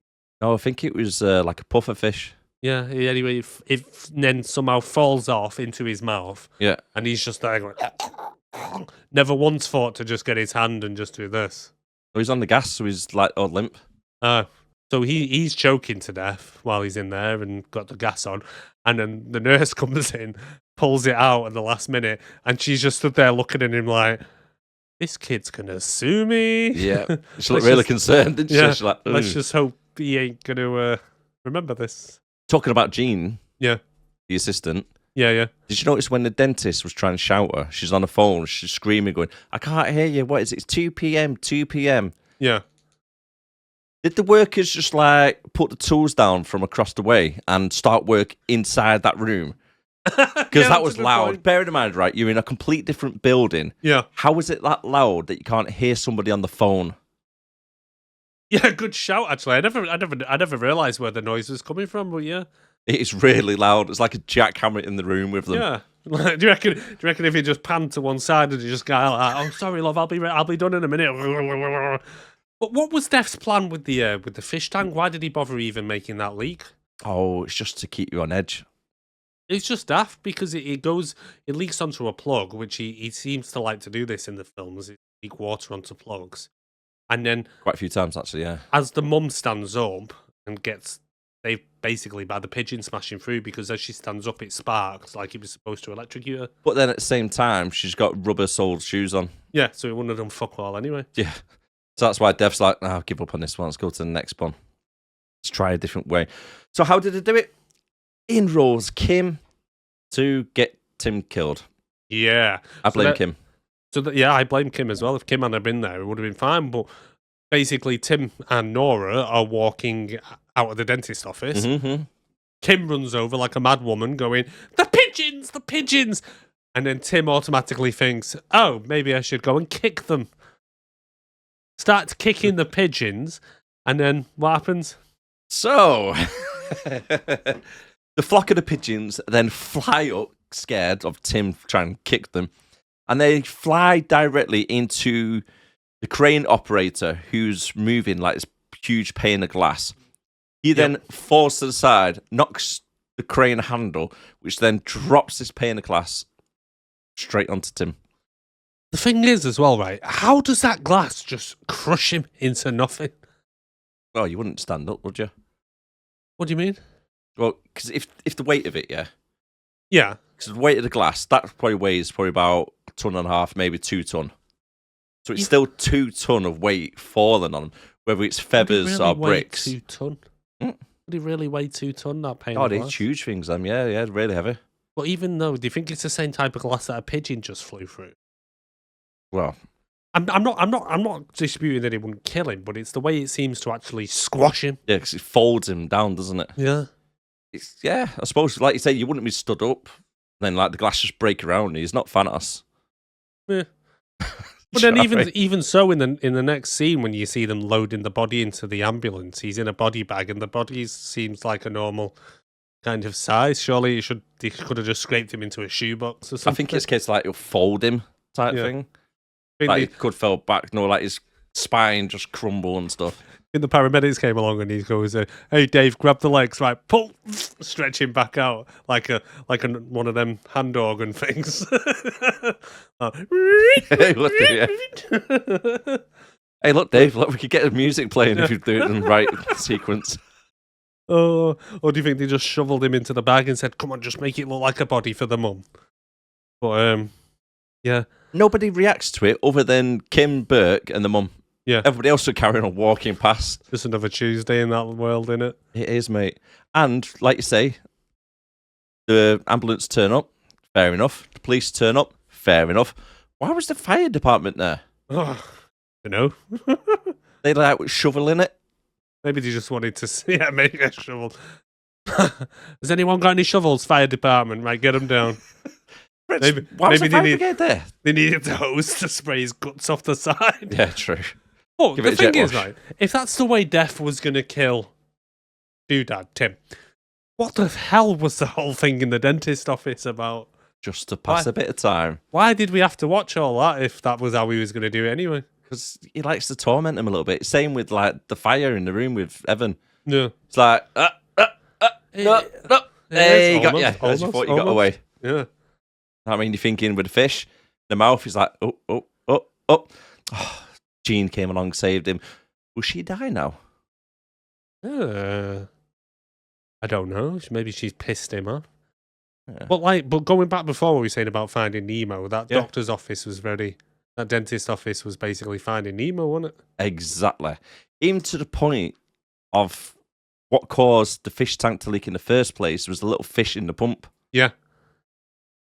Yeah. So basically, What's weird that they live came out the action same Finding year. Nemo. Weird it came out in the same year, though. I know. But they do really. My only point about that scene is they need to make up their mind about the strength of glass. Yeah. Is my only thing with the filmmakers. Because if a small little tiny pigeon can literally fly through the glass. Yeah, but you're thinking it's coming down, though. I know. It's the force of like gravity pulling it down. Yeah, but even so that ton glass could be in effect like 5 ton I get impact. that, but a pigeon flying with enough speed Oh, and momentum. That is Bullshit! Yeah, that bit is. Yeah. So then we have the return of Claire. Yes, so she decides to actually join the Mystery Wagon Adventures. How the fuck does she know where Kimberly lives? Good point. Good point. Because Kimberly's on a driveway chatting to the copper in the car. And then, did you notice Yeah. Who put that down? She didn't do it. Def did. Yeah. Def's like, oh, your friend's here. Look. Oh, yeah. Puts the visor down. Just in time for her to walk past. Yeah.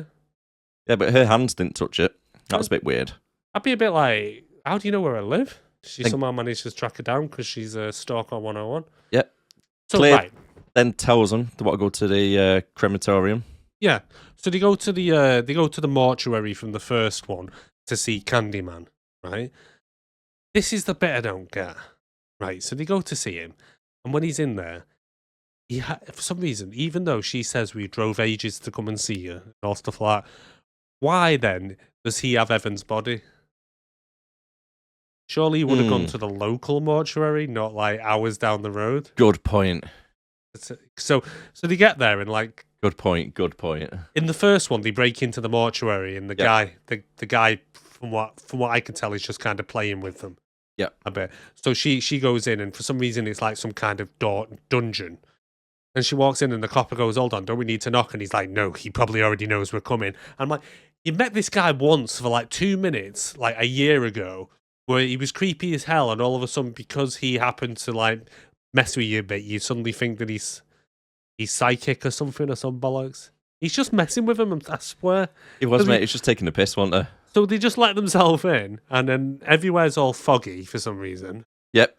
It's like a sex dungeon, mate. Red lights everywhere. It was. And then he wheels out Evan's body, and like I say, why the fuck? But it's only been literally like a day since Evan died. So somehow they've got the body over to him. He's prepped it. Does this guy not need a funeral before he goes and burns the corpse?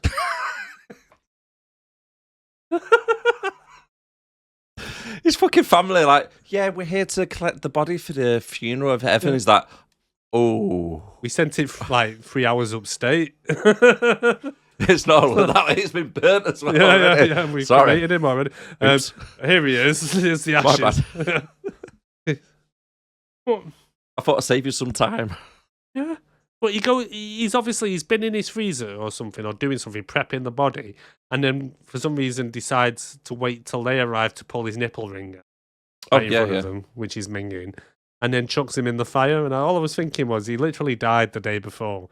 You're burning his body, and why, if you've travelled so many miles out the way, why is Evan body there? You like the only mortuary in like 3,000 mile area or something. That is a very good point, though, mate, to be honest with you. Yeah. Yeah, I didn't think about that, actually. Anyway, so he tells them, in his little cryptic way, that only new life can defeat death. And I'm just out there thinking, you're just making this show up. You're just messing with it. He does, mate. And he tells Kim to watch out for the signs. Yeah. To which she returns, he's like, how do you know my name? Yeah, you got your work badge on still. Yeah. He says in there, you introduce yourself when we met. Yeah. I think she did, actually. Or Burke might have said something. It's like, Kim, is that your friend? Yeah. How do you know my name? And then, but the introduction of life that's not meant to exist. Surely they are life that's not meant to exist, because they should have died ages ago. They're on the way back and decide to stop at the most dangerous gas station I've ever seen in my life. Yes. So some of the things what are going on here. Oh, I wrote them down as well, yeah. Right. We've got a kid skateboarding, smoking next to the fuel pumps. Yep. A near-miss car crash. Yep. A worker up on a cherry picker, poking electric cables with a pole. Yeah.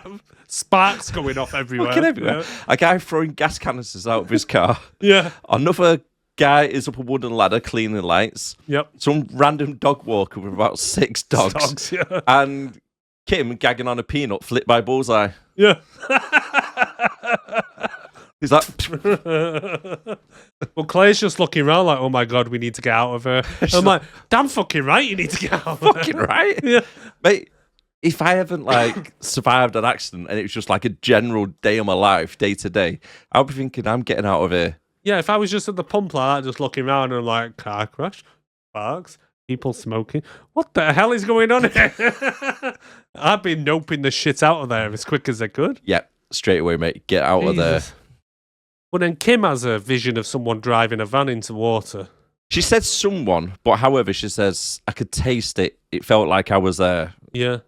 I could taste them choking on the water. So that, to me, says, like, no, it was her. Maybe it was you, yeah. But she just say, like, I could feel and everything. Yeah. Remember, Isabel was driving a white van and also pregnant. Their plan now is to save Isabel and deliver the baby.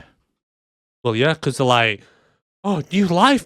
A baby that's not supposed to exist. That'll do it. I'm like, you kind of jump into conclusions there a bit. And then like, how are we going to find her? And then he goes, I'm a police officer. Let me abuse my powers again. Yeah. Let me put out an APB on this poor lady. Like, geez, I feel sorry for Isabel in this film, to be fair, what they do to her. I do, mate. So they head to the police station and review the footage from his car, and they get the reg plate, so he puts out an APB.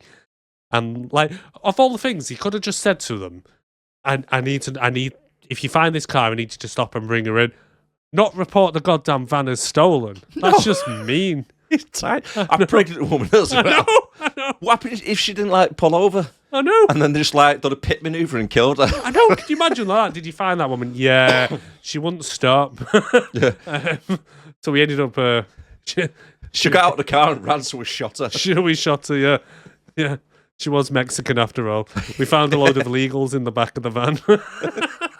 So they just up and fired. Why not? Yeah. Oh shit! Later that night, the Mystery Inc. team meet up at Burke's God. place. Rory the gets his foot- cokehead. Yeah, Rory the cokehead gets his foot stuck in the elevator on the way up. Kim What starts. is this scene about? I don't know, but in the elevator with that In the guy. elevator. Yeah, I've kind of skipped over that. 'Cause Well, it's he a bit gets his weird. he gets his foot stuck as he's getting into the elevator, and then takes his boot off, puts it in the guy's face, and goes, "Is this dog shit?" Right, and this poor guy is just like going back to his flat or whatever. And then he goes, "You've got something on your face," which I couldn't see anything on his face. Oh no, he's pissing about. And the guy was like, and he goes, "Come on, let me get it for you." And he's like, "No," and he goes, "No, seriously, let me get it." And I'm just thinking, why are we watching this? What's it? I get you want to show us that the elevator's a bit goose for what's going to happen in a minute. Yeah. But I don't get. There's no reason for There's it. no mate. reason There's for no it reason. at all. No. There generally is no reason.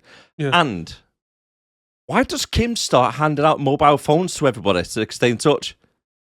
I don't. Surely it would be easy to just get their numbers. Yes. I thought it's like just going around with like a pillowcase going, here's one for you, one for you, one for Yeah. you. It's like, okay, fair enough, you give out a mobile phone, but how do you know who's got which number? Well, yeah, Because you just picked them randomly out of a pillowcase. yeah, she does. Yeah. Do you know what I mean? It's like when she's trying to ring fucking Nora later, she's like, 6-1. No, it's not that. Okay, try No. number 8. No, it's not that one. What is going on with these people on like decisions to make? I don't know, but on the way, did they stop off at Carphone Warehouse and say, "I need 7 burner phones, please"? Yeah, we got a deal on. It's On like, it or Jesus. topped up, by the way. Yeah. I don't want much of a credit because I won't be able to pay it at the end of the week.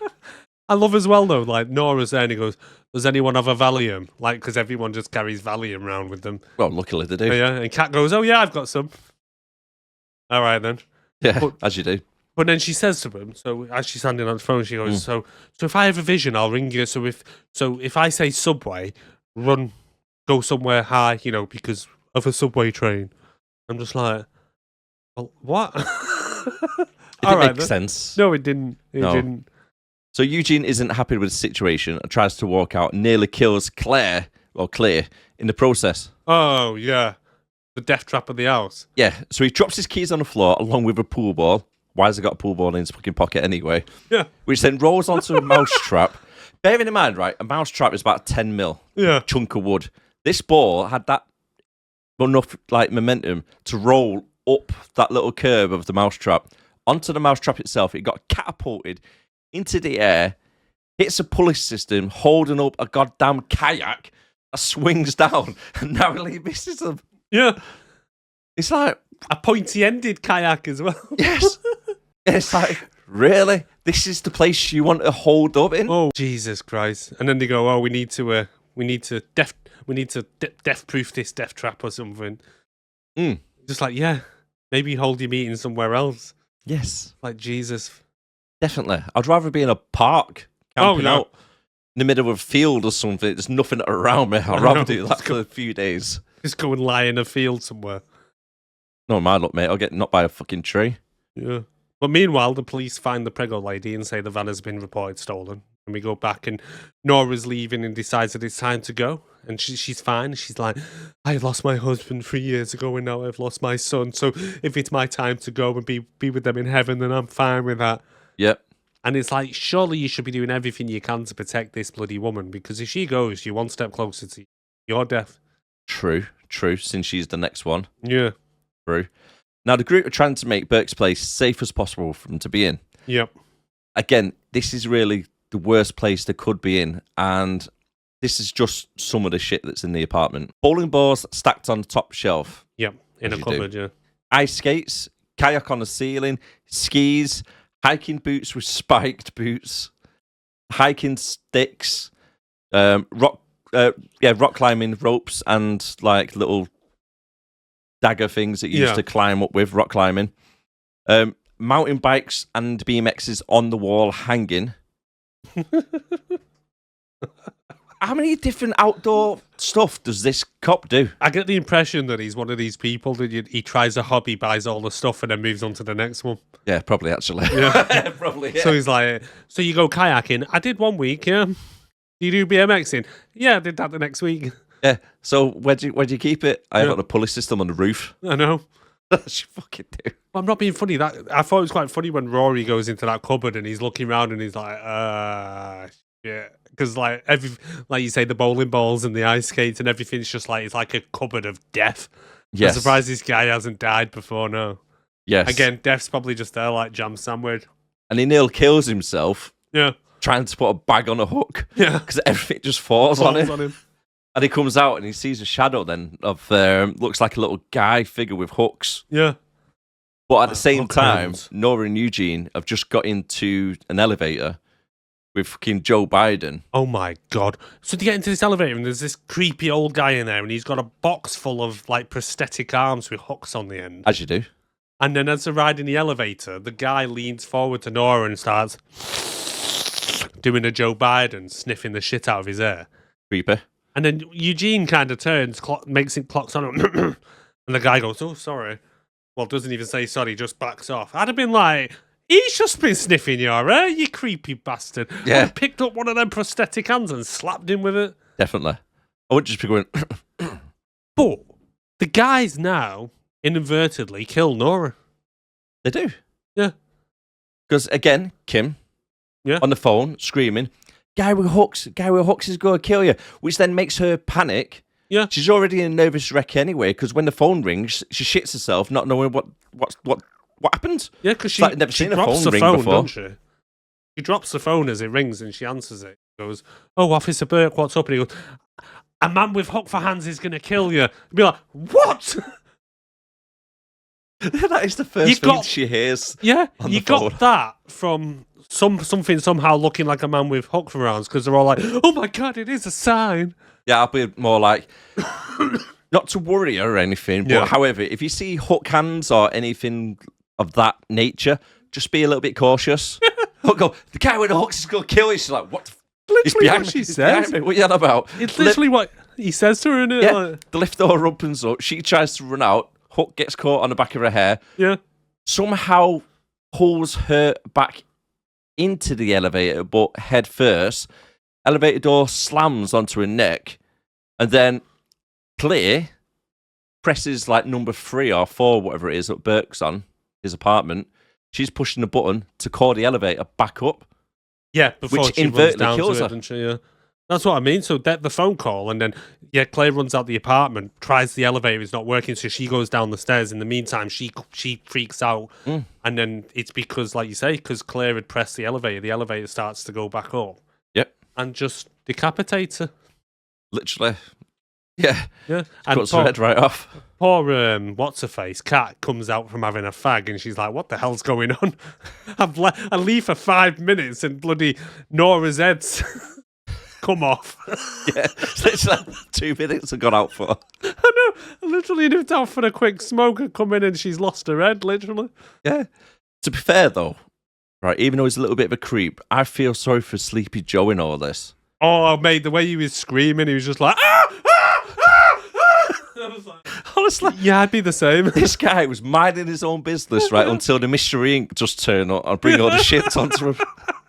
He's like, this guy's innocent. You just bought all your shit right onto his doorstep, and now guy's traumatized for life. Yeah, I mean, the guy was already messed up, sniffing air and carrying boxes of prosthetic arms. What's this going to do to him? Eugene comes freaking out into Burke's apartment, screaming, "I control my life," as he's freaking out after watching Nora being killed in front of him. He grabs Burke's gun, tries to shoot himself 6 times, but every single bullet fails. Yeah. Because at first he thinks, because Kimmy goes, "What, you don't keep your gun loaded?" And he's like, "Nah, I got bullets, man. 6 bullets not fired." It's because it's not your turn. And then we turn to see Claire and Kat coming in, and they're both covered in blood, and poor Kat just looks like traumatized. She was. And Claire's just like, "Just another Tuesday." Just another Tuesday. Yeah. What happened? They just left the body in the fucking hallway. Yeah. Like, so Didn't Nora's get the dead. police or anything. Who's next? Get the list. Who was next? Again. Just swiftly move on. Yeah, let's just not mention them again. No. Fuck them. Oh, shit. So then we cut to the police station, don't we? Yeah. When Nora's in a cell.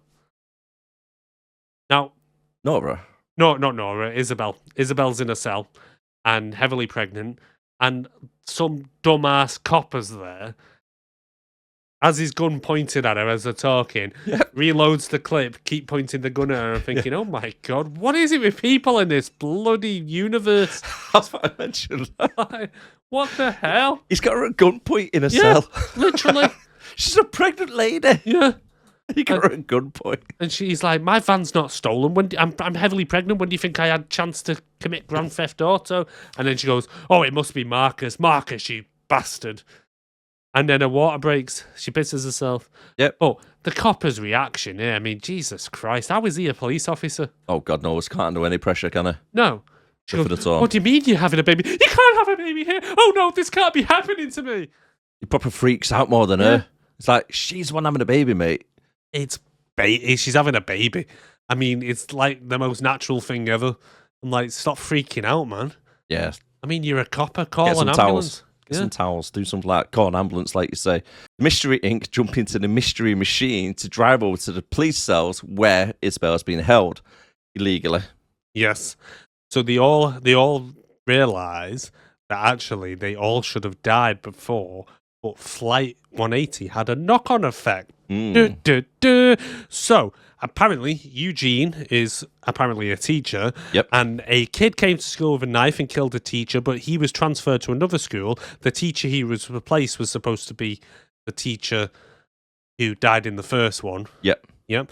The cop, Thomas, should have been killed in a shootout, but ended up going to the train wreck from the first film where that guy had been decapitated. And I think he says something like, I had to go and clean him up or something daft like that, which was a bit insensitive. Scraping the kid off the floor. Yeah. Bit insensitive, that, considering her mate's in the backseat, clear. Kat, she was supposed to go to a B&B where all the guests suffocated from a gas leak, but the bus she was on was delayed because it splattered a girl over the road, the girl from the first one who gets hit by the bus. Rory, he was in Paris going to the theatre, was supposed to be at a theatre that collapsed, but when he was there, a sign fell down and killed one of the guys, which is the end of the first film. Yeah, and then Kimmy, she and her mum were at the mall when she see the news about a boy committing suicide in his bathroom, again from the first film, and she ran outside and some kids were trying to rob the mum's car and ended up killing the mum, but she should have been in the car with them and been killed as well. So basically, the order they're being killed in is the original order, but if Flight 180 had happened, they would have already all been dead. So they're basically death's just cleaning up the mess from the first film. Supposedly. But I call bullshit.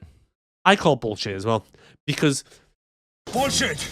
what I was going to mention before my notes was, does that mean then when they're on the highway heading towards the logs, did Death have to somehow get them into the exact order in their cars to die, considering Death likes to keep everything in order for some reason? Yep. So he had to wait till they're all in the exact right order and then go, release the logs! He's been planning it for years. He must have been. To the point where he even hired the truck driver to go put his foot down, stop plowing through 6 or 7 cars. Just go full on rampage mode. To get that psychopath in that car at that point, we could just cause chaos. Yeah. Once the logs release, just go nuts, mate. Mm. Make sure you kill them in this order, though. Here's the list. The reason why I call it bullshit, right? Because Burke, for an example, he says they got called out to an incident and they had a little bit of a shootout. Yeah. Maybe if Burke was there, he would have had the extra backup and he wouldn't have got killed. Yeah, his partner, yeah. Mm. Yeah. There's quite a few like that when you look into it. There's one, like the Eugene one doesn't really make sense because he says that the teacher that he was replacing was the teacher from the first one, but she would have died in the plane anyway, so he would have gone to replace her anyway, and therefore he wouldn't have been at the other school when the kid came in and stabbed the teacher. Yeah. So that doesn't make sense to me either. No, it doesn't. So, But you can't look too much into these, can you? no, you can't. No. But then we have another crash, don't we? Yeah, so as Cat's driving along, coming head on pretty much with Isabel's van, she gets a blowout. Instead of braking, she swerves hard into Isabel's direction. Yep. The copper driving Isabel's van swerves, goes into Colin McRae mode, goes through all the bushes and the hedges. Yep. Instead of braking, just floors it. Luckily, they didn't die. And then, again, instead of simply hitting the brakes, they both just, like I say, go through fields and shit. Even like... Well, Cat drives at least 3 miles into a field. Yeah, you see it like off in the distance. Yeah. Right, where she's crashed. She's gone through a fence. She's gone through a hen bale. She's crashed into a trailer full of pipes before coming to a stop. Yeah. And then you see it from Isabel's point of view, that van, and he's looking out, and it's right into the field. Yeah. It's like, why has it took you so long to brake? I know. Stupid. I get that you've had a tyre out, but you still be able to brake. You've still got 3 other bloody tyres.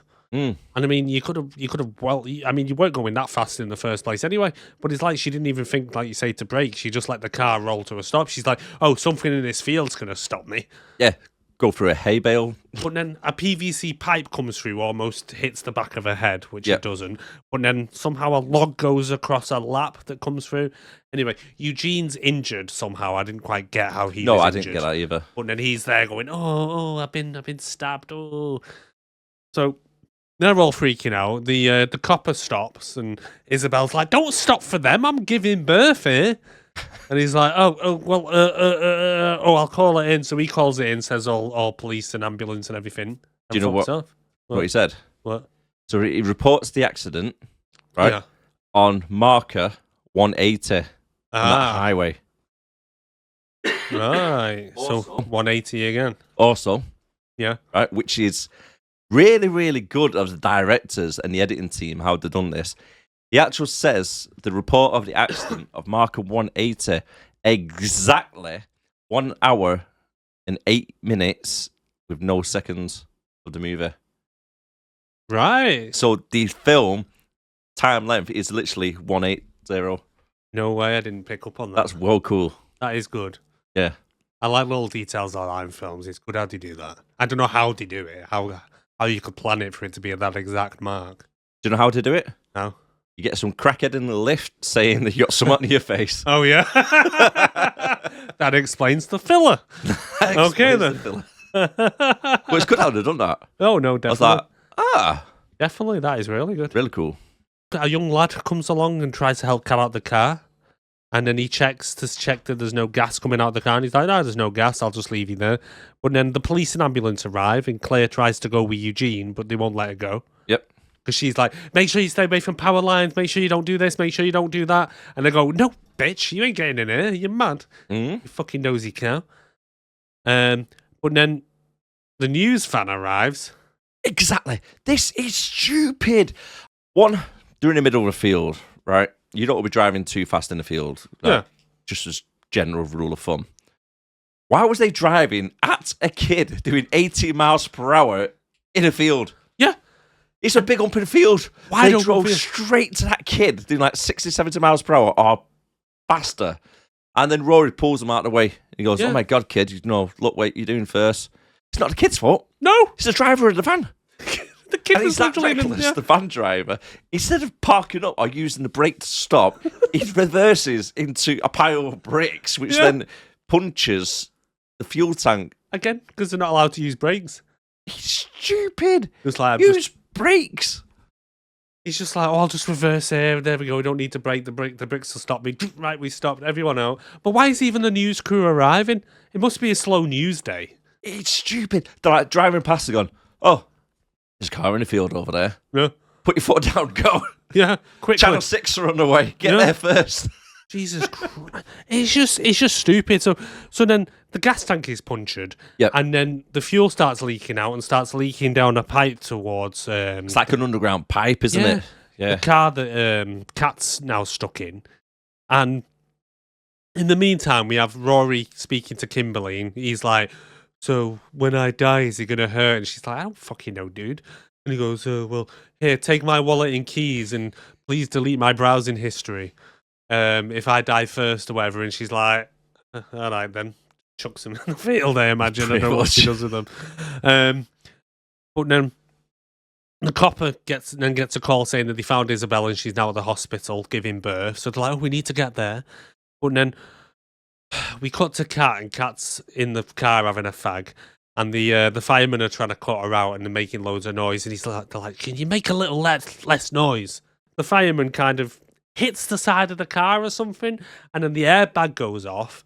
I like his little comment though, because he goes, yeah, let me stick it in silent mode. Yeah. Let's fucking rams it. Rams it into the car. The airbag goes off, causing her head to go right into the back of the pipe.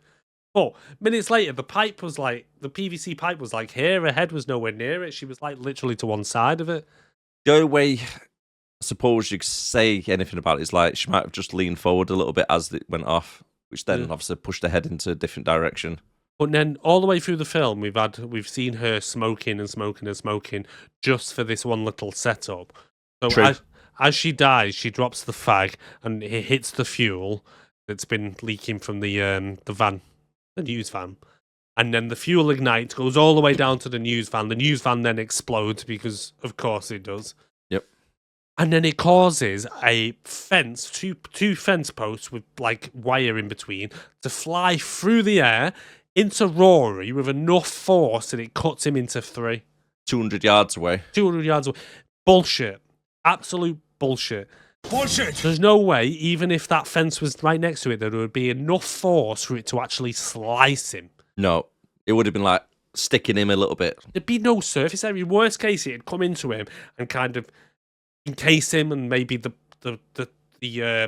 fence post would kind of go around him and maybe hit his back, and he'd be maybe walk away with a bruise. There's no way you would literally slice through him like cheese wire. Not at all. Talking about Kat though, when she actually died, because you see her inside the car, yeah, and the window is like shoulder height. Her arms are inside the car, so how did her arm then lean out the car window to drop the cigarette? Yeah, good shout. Yeah, she must have just gone. Her arm just kind of gone out. It would have just, the fag would have fell into the car. Because the firemen were trying to get the door open because the log was sticking through it. So it's not like we could say the door was open and it just fell out. So her arm must have literally just somehow gone out the window. Why were they trying to take the door off though? Why don't you just pull the log out? I don't know. Or that'd be a lot easier. Well, yeah. It doesn't make sense. Just cut the log, then pull it. Instead of trying to rip the door off. I know. Using the jaws of life. It's just like, what are you doing? And surely they should account for the airbag. Yeah. Going off. Shoddy work, man. But then Rory's literally just been split into three. And then everyone's like, right, we need to get to the hospital. I don't think they even done that. Nobody even gives it. I don't even think they gasped. I mean, the fire brigade and everything didn't even give two fucks about Kat. Yeah. She got her head like stabbed in the pipe, like. Just think what's just happened in the field. The airbag's gone off. Kat's just had a PVC pipe go through the back of her head. And then the news van over there is just blown up. And then a fence is just thrown through the air. Well, Rory stood there and split him into three. And they go, huh. And then they run over to some farmer guy and goes, we need to get to the hospital. And he's like, just take my car. And it's like, that's the most unbelievable part of it. It is, right? You just give you strangers your car. Yeah, sure, okay, go on, crack on with it. Here's my keys. To be fair to him, he's probably in shock, thinking, "What the hell just happened?" I've got a big crater in my field now, and dead bodies everywhere. I mean, Jesus Christ! Oh shit! En route to the hospital, Kim decides to have a quick power nap whilst driving. Right, whose idea is it to give the woman who keeps passing out with premonitions the option to drive? I know. It's just so she literally driving along and then she just veers off into the other side of the road and they're like, Kim, you mad bitch! What's it? Narcolepsy? Yeah, narcolepsy. Yeah. That's what she's got. I've had another vision. Did you? I just missed the fucking train. Yeah. Well, you found your new vision, mate. I found a new pair of boxers. I know, jeez. Does it smell in here, does it? Does it? Because I just shit myself. Jeez. Bearing in mind they're trying to dodge death. I know. She's like, I'll drive. It's all right. Okay. And then she's like, I think a nurse is going to try and kill Isabel. Do you? Really? Yeah, you're trying to kill me. I know. And then Eugene hears on the news, because he's in his hospital room, that this cat's died. Somehow that's just been reported like there and then. They're saying... The TV crew on site. Yeah. Well, luckily. Yeah. Well, yeah, luckily, yeah. But then I think at this point, Def's just given up and just been like, you know what? I'm sick of all like the tricks and stuff. I'm just going to sod it. So for Eugene, he basically like closes the door, shuts all the vents in his room, starts moving the trolley, and Eugene's like, what the hell? Everything's just moving on its own. I think at this point, Def was just like, you know, I'm fed up of all this elaborate shit. I'm just gonna finish this guy off. He's gonna die in a minute. Who's he gonna tell? Yeah, because Def's trying his best to try and make it like creative, you know, for like the way he kills them and stuff. Yeah. And these people are that accident prone. They keep messing up his plans. I know. It's like, I know. Do you know how long it took me to get that fish to drop down into your throat and you just survive? Screw it. Just drop a pane of glass. Idiot. So at this point, he's just in Eugene's room and he's just like, you know what? Close the door. Let's get these vents closed. Let's pull the ventilator plug away from you. Oh, you're trying to press the button. I'll just pull that out your hand. Just slide it out. I'll just slide it out. So the trolley starts moving and his ventilator unplugs from the wall. So he starts suffocating. So in between that, they arrive at the hospital and they're trying to find Isabel, who's giving birth. And then they split up. Claire goes to try and find Eugene. And then... Have you noticed they know exactly what room everybody's in? Oh, yeah. Yeah, it's arrive at the hospital go, oh, do you know what? Yeah, it's up there. That's where the labour ward is. I know exactly how to get there. Yeah. The labour ward, which just lets anybody walk in. Yes, because that's how labour wards work. Yeah, because that's like, you know, hygienic. Yeah, and safe. You know, for people nicking babies and that. Yeah, true. Yeah. But then the cop then manhandles the doctor she's seen in a vision. Because she's on her way up to help and she's like, police business. Right. On the tannoy, it's shouting "Cold Blue Emergency." Dr. Collagen, or Collagen, whatever her name is needed. Yeah. She cannot be in less of a rush to get there. I know. She's going for like a Sunday stroll, just walking around. The hospital like, da, da, da, da, da. And they're like, quick, the baby's got a cord around its neck. We need the doctor, quick, get the emergency, Blue. And it's like, do. I'm on my way. I'll be there in a minute. Burke stops her, which nearly kills the baby. Yeah. Like, wait a minute. No, you're not going in there, love. It's like, the baby, you know, going there to do my job. Yeah. Did you not hear the tannoy, dickhead? Code Blue. I'm not going to murder the mum in front of a bunch of people in the room. Because she has a vision of her, like, strangling her, doesn't she? And it's like, so you're telling me this doctor's just going to walk in and go, right, fuck the baby, I'm just going to kill the mum while I'm there. And just, what? That's a good point. Yeah. I'm like, just stop, take a breath and think about what you just seen. Because it wasn't that. I can guarantee it was not that. But then Kimmy barges into the room where Isabel's giving birth and they're like, is the baby alive? Is the baby alive? And she goes, yeah, it's a boy.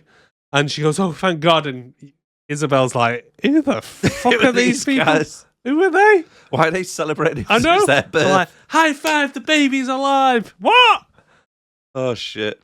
Unfortunately, Mystery Inc. celebrated a little bit too early, as Kim has another flashback seeing Isabel stood on the side of the road and not actually involved in the accident. Yeah, you think back at the gas station when he came up with this plan, she'd have gone, hold on, no, actually, she didn't die. I mean, surely she's been replaying that accident in her head constantly since it happened, since she had the vision. Yep. You'd think that she would have noticed that. But then, just to trick the audience, as soon as the baby's born, Eugene's ventilator's emergency battery come on. Oh, yeah, that's it. Whole sense of security there, isn't it? Oh, yeah. It really is. And after using a sixth sense, she sees an ambulance being driven into the water. Bloody hands. Somebody with bloody hands. Yeah, there's blood on her hands. Oh, God, who could it be? Anyway, so they tell Claire it's okay, she's had the baby. So Claire's like, I'll go and find Eugene. Maybe he's in that room right there where we're stood. So she walks down the corridor. Do you mean the room at the end of the corridor, which has got like a shelving unit pushed against the door. Yeah, so it's got to be that one out of any other room. Oh, yeah. Of course. So she looks through the window and goes, Eugene! As she walks in, the room explodes. First of all, I noticed that Death just happened to turn the oxygen on. Mm-hmm. Fair enough, right? But the plug for the ventilator had come out the wall, hence it stopped working. But now all of a sudden it's back in the wall, and enough for when she opens the door, for some reason the plug now pulls itself back out, sparks, and blows up. I was speaking to the electrician. I would be. Why the plug sparking? I know. That's not right. It's not a normal thing, that. That is not, especially in a hospital, that is health and safety. It obviously doesn't exist in this town. No. I mean, I feel quite sorry for Claire in a way, because she was dead happy about it. She's like, "Yeah, it's over." And it's like, boom, melted you. Sorry, love. Yeah, you literally see her face melt. Don't Melt, proper bad. But yet somehow her clothes aren't melted when her corpse is on the floor. Did you notice not a single person like reacted to a hospital blowing up? No. All the People doctors are just around like in the background carrying on with the day. Like, I mean, the amount of accidents and shit that happened in this town so far, it's just another Tuesday. That's it. It's like, that room blew up again. Jeez. Kim looks down at her bloody hands. The premonitions, they're about me. No shit. You've said it from day one at the garage. You tasted water. I was in the water. I drove the vehicle into that. How did it take you this long to figure out it was you? How do you not recognise your own hands? I mean, if I seen a premonition, I'd be like, yeah, they're my hands. This bit cracked me up, though. Because Kim goes into full simpleton mode while I was looking around the room. She looks around the room and goes, hands, bloody, doctor, Carjan, ECG machine, leg, white van, new life. It's just like, what? You're just saying words now. That's it. She's basically Kaiser Soze in a way through the experience here, and she looking around the room and just picking things out. Yeah. And then she sees a news report of someone being saved from drowning, and the copper's like, "What the hell are you on about?" And then she goes, "I need to go. New life. I'm gonna save you." And then she whispers to him like the doctor's name or something. Get whatever her name is. To which he doesn't. So yeah. He doesn't. But the thing I don't get right, so. He's next on the list, yeah? Yeah. She runs out into the ambulance, and as he goes to run after her, the door won't open. Why has Death stopped the door from opening? Well, it's not technically Death stopping it. It was some, the borrowers. Yeah. They were doing some welding up the top. They must have been. Because even when Eugene earlier gets the gun and tries to kill himself, Death stopped the bullets going off because it wasn't his turn.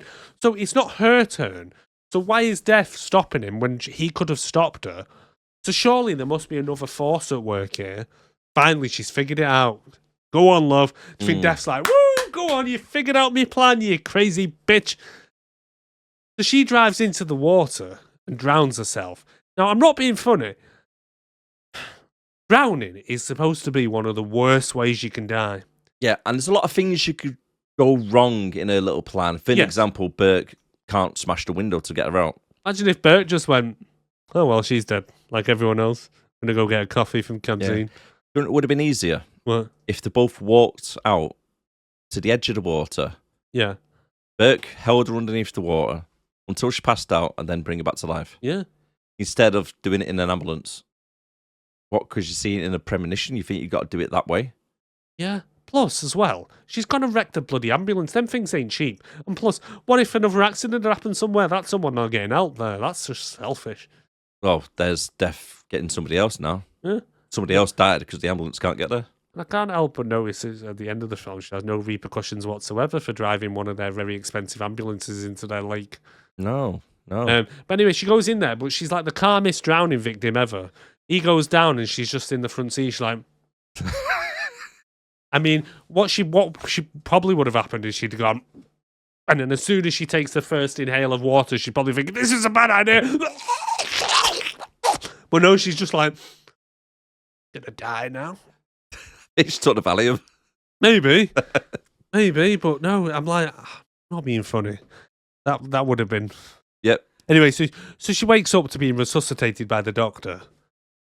Now, I'm not a medical professional or anything, No. right? And I don't work in the hospitals. But is it normal to basically get somebody out of the ambulance, out of a van, Yeah. in the mineral water, put her on a stretcher, get her booked in onto a ward Yeah. before you start doing CPR or anything? It appears that way. Yeah, because she comes back to life after doing the things, defibs, Yeah. right? Gets defibs on her. She comes back to life, and then the doctor just casually just walks away and leaves her to it. She's like, oh yeah, she's back alive now. Walks off. Yeah. The camera pans out, and she's in the middle of a ward. Yeah. There's people in the beds next to her, and it's like, It's I mean, to be fair, the A&E's just been blown up, so well, yeah. But the way she wakes up, though, it's like she wakes up as she's being defibbed. So she literally, she wakes up, she looks over, and she sees that she's got no heartbeat. So first of all, how's she waking up to even look at that? True. And then it's like, clear. She wakes up, and then like you say, the doctor just goes, another one saved, crack on. Just walks off, and then he's like, welcome back. And she's like, yeah, I'm good, I'm fine. Yeah, even though I just technically died. And But as well, I did read as well that defibs aren't used in that sense to bring back a flatline. Ah, right, okay. I was about to say, would they be used for a drowning victim? Probably not. Because if they've got water in the lungs, would that not, Well, yeah. conduct a little bit and make something worse? Well, it's something to do with when using defibs is on to stabilise an irregular heartbeat. So if the heartbeat, it won't bring you back from being Exactly. flatlined. So the beep's going like beep, beep, beep, wherever it was going beep, beep, beep, beep, beep, Like, beep. Yeah. If it's like that, not a beep. Yes. But she's just drowned, had a defib, and she wakes up and she's just like, yeah, I'm completely fine now. Let's go home. And then for some reason, the sun shines through, and then she suddenly gets a lot of colour in her face, and it's like, It's to let you know everything's going to be okay. like, we beat it. Are you sure, though? Because technically, you're still alive. I'm looking at you. You've not died. So, what? It's a new life. It's not new life, though. It's a second lease of life. It's the same fucking life brought back. So, anyway. it's like several days later now, they return to the... You finally take the guy's car back. Several days later, they return to where they stole the car from. Yeah. And the farmer thinks it's a good idea to invite them for a barbecue since they left 2 dead people in the yard and half of it smashed up. Yep. That is so nice of you to have us for the barbecue. The dad was invited as well. Yeah. He was there for some strange reason. And then the kid goes, oh, Dad, tell him about what nearly happened. And he's like, oh, yeah, he almost got run over by that news van. And they kind of look at each other as the kid... As the kid, for some reason, walks 3 miles down to the barbecue. Why is the barbecue like 4 miles away?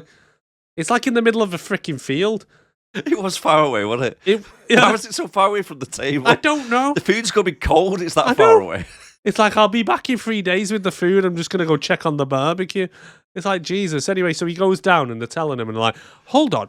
He had a near-death experience. They look at each other as the fucking barbecue blows up and the kid's arm lands in front of the mum. But again, they're just like, while the mum's screaming, they're just like, it's another Wednesday. And then the film ends. Yeah. You expect something like music, like happy music playing in the background. Sunshine, lollipops in. Yeah. The mad thing is, right, so how is he now escaping death? Because if Death's trying to clean up his mess, and they shouldn't have been in the field in the first place because they all should have died ages ago, then therefore the kid shouldn't be on Death's list anyway. No. It don't make sense. No, he shouldn't. And I mean, what kind of barbecue blows up like that anyway? Yeah. That's why I use coal. Yeah. Should always use coal, mate. It tastes better. Tastes better. It's less explosive. Gas barbecue is just cheating. Yeah, and less really explosive, yeah. Anyway, that's the end of the film. So, if you stayed with us so far, please give us a subscribe. Thank you. We try, and I mean try, to release videos weekly. Yes, sometimes we it's do every try. 2 weeks, but it just depends because sometimes life gets a little hold of us and whatnot. But anyway, It does. so that was Final Destination 2. It felt a little bit more like a spoof, if being honest with you. It did a bit. There were some parts where it was just like they took the original concept and just gone, How could we make this stupider? Yes, having 7 people who are massively accident prone Yeah. trying to survive. I mean, yeah. You take death out of the equation and it would have been like a proper comedy. It was. Just be like, watch these accident prone idiots. Especially when the barbecue blew and the arm just landed on the mum's plate. It kind of ruined it, that's for. It did. It did ruin it. It's maybe like serious, not like a comedy horror. Oh, I know. Clip quiz results. Yeah, go for it. Play it again. Claire? What? Claire to me. It's Chris. I don't know you. Claire. I'm your brother, remember? I mean, how many times did he say Claire? At least it was, like I said, at least it was Claire and not Claire. It was clear. It was Claire. Yeah. I think they could spell. So I'm going to say Resident Evil, but I've no idea which one. Do you want to guess? Extinction. Afterlife. Afterlife. Afterlife. Oh, well, if you got that right, guys, give yourself a pat on the back. Yeah, well done. And yeah, please leave a like if you got it right. If you got it wrong, subscribe. Yep. I think you should do that at least anyway. Yeah, I think you should do anyway. Yeah. So, just double checking out. Have we actually got Resident Evil on our list? no, guys, probably. Have we not? Oh, no, we've not done a Resident Evil. We did Monster Hunter, didn't we? Which is same husband and wife duo who do the Resident Evil films, Mila Jovovich and fella. No, but I'm going to put it on the list. Yeah, may as well. Especially the other ones. I think the first one might be a little bit too high. It might be. I It's know like them ones were 6.4. definitely below 6. Yeah. The ones they I are. was reading out with Aaron. So at this point of the podcast, guys, we give out some awards. We do. Now, feel free to play along at home. You can leave it in the comments or you can email us on 6andbelowpodcast@gmail.com. You want to let us know what the awards are? Yes, we have several to give away. And if you want to play along with our award section, on the community section on YouTube, we're going to start putting out what the upcoming films are. So if you email us, say, for an example, next week's film, which is going to be The Net. Oh, The Net. So the 90s film with Sandra Bullock Yes. and the early internet. So if you want to play along with that one, Yeah. if you just drop us an email or put in the community section. If you want to watch it ahead of time, it's available on Netflix in the UK. Yes. So it's called The Net, and I think it's from 1995 with Sandra Bullock. Yeah. Give or take the year. I can't remember the year I think properly. it's something like So the awards we give away is the Best Actor, Best Character, Worst Character, Hot Babe Award, 3 things you liked about the film, your rating out of 10, and where you'd place it on our Wall of Fame. Yes. So, should we do the Best Actor? Best Actor, let's go. Yeah, that's right. You better, Better walk away. Go on, walk away, because I'm going to burn this motherfucker down. King Kong ain't got shit on me.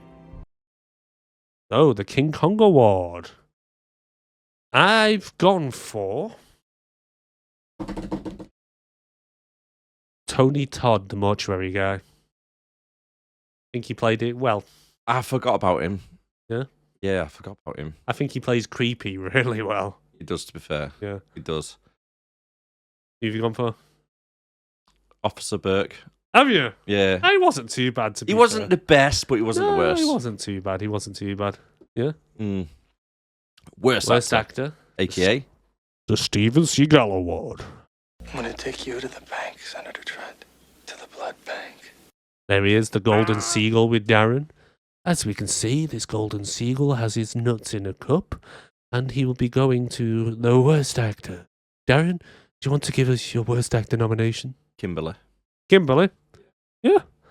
I've gone for the cop who freaks out over giving birth. Yeah, he was quite bad as well. I thought the way he handled the whole I'm giving birth, and he's like, oh my God, no, not here. He's just like, yeah, you can't act, dude. I don't know where they found you.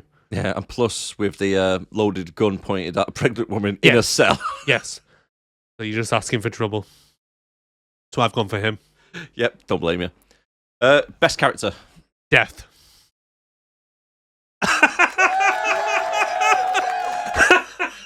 No way. I've gone for Death as well. Yeah. And if I couldn't have Death, I have a backup. Go on. The pigeons. The pigeons. Yes. Oh, well, no, I had to say death, yeah, because Yeah. I don't know. On my second watch, I like I said, I was just imagining him being there and what his reaction would be to all these accident-prone idiots. Yes. That are Sitting back and watching them. Yeah. Definitely. Worst character? Nora. Yeah, the mum. Ah, fair enough. I've gone for Claire Rivers, Yeah. mainly because of her name. Pointless.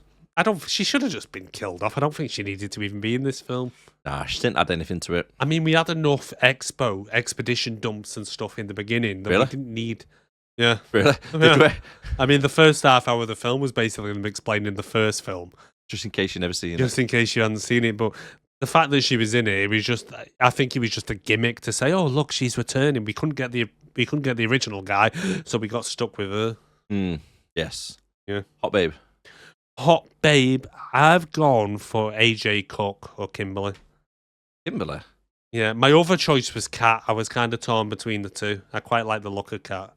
She was alright, actually, yeah. Yeah. I think Cat I was bet, nicer. let me guess yours. The blonde bird from the beginning. Yeah.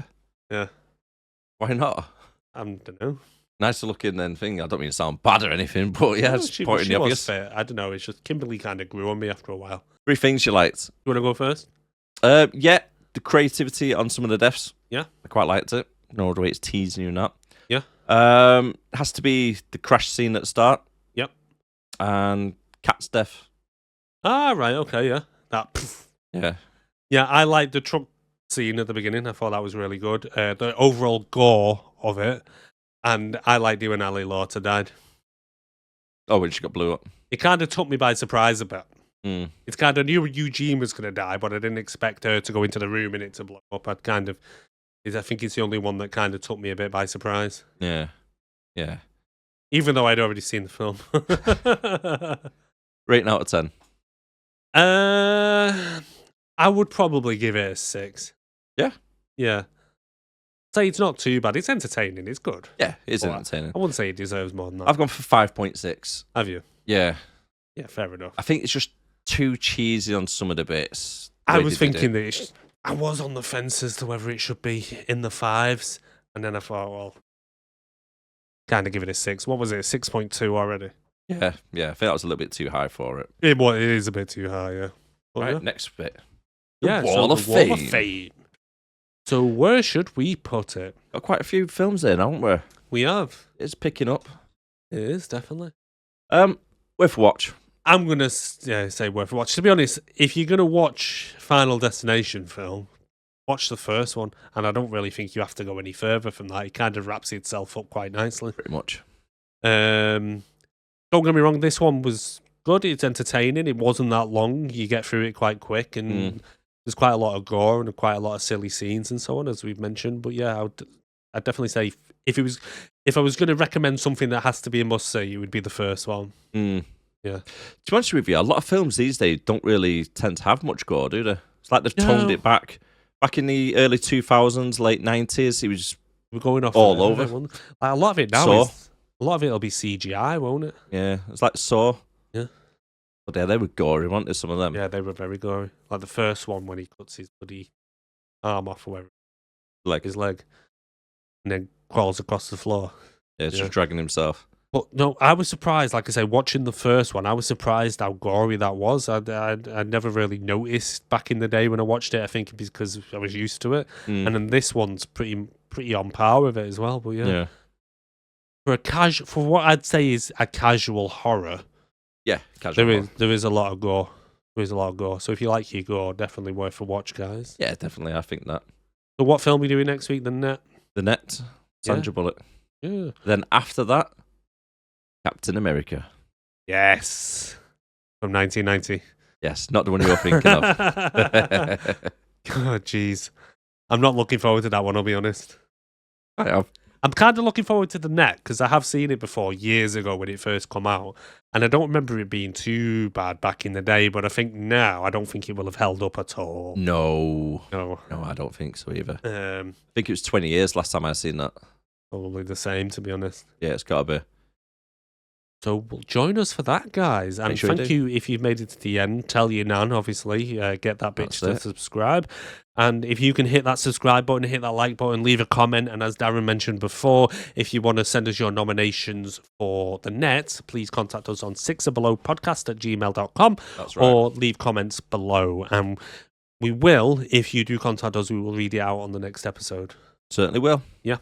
All right, take care of yourself. Also, we're taking film suggestions to go in Yeah. our long list of like randometers. Yeah, so if you come across a film that's rated 6 or below on IMDb or below 60% in both categories, audience and critics on Rotten Tomatoes, let us know and we will be sure to add it to the list. Certainly will. All right. Right. I've been Darren. I've been Erik. Take care of yourself. Take care, Bye guys. for now. I need a piss. Stay away from death. Yeah.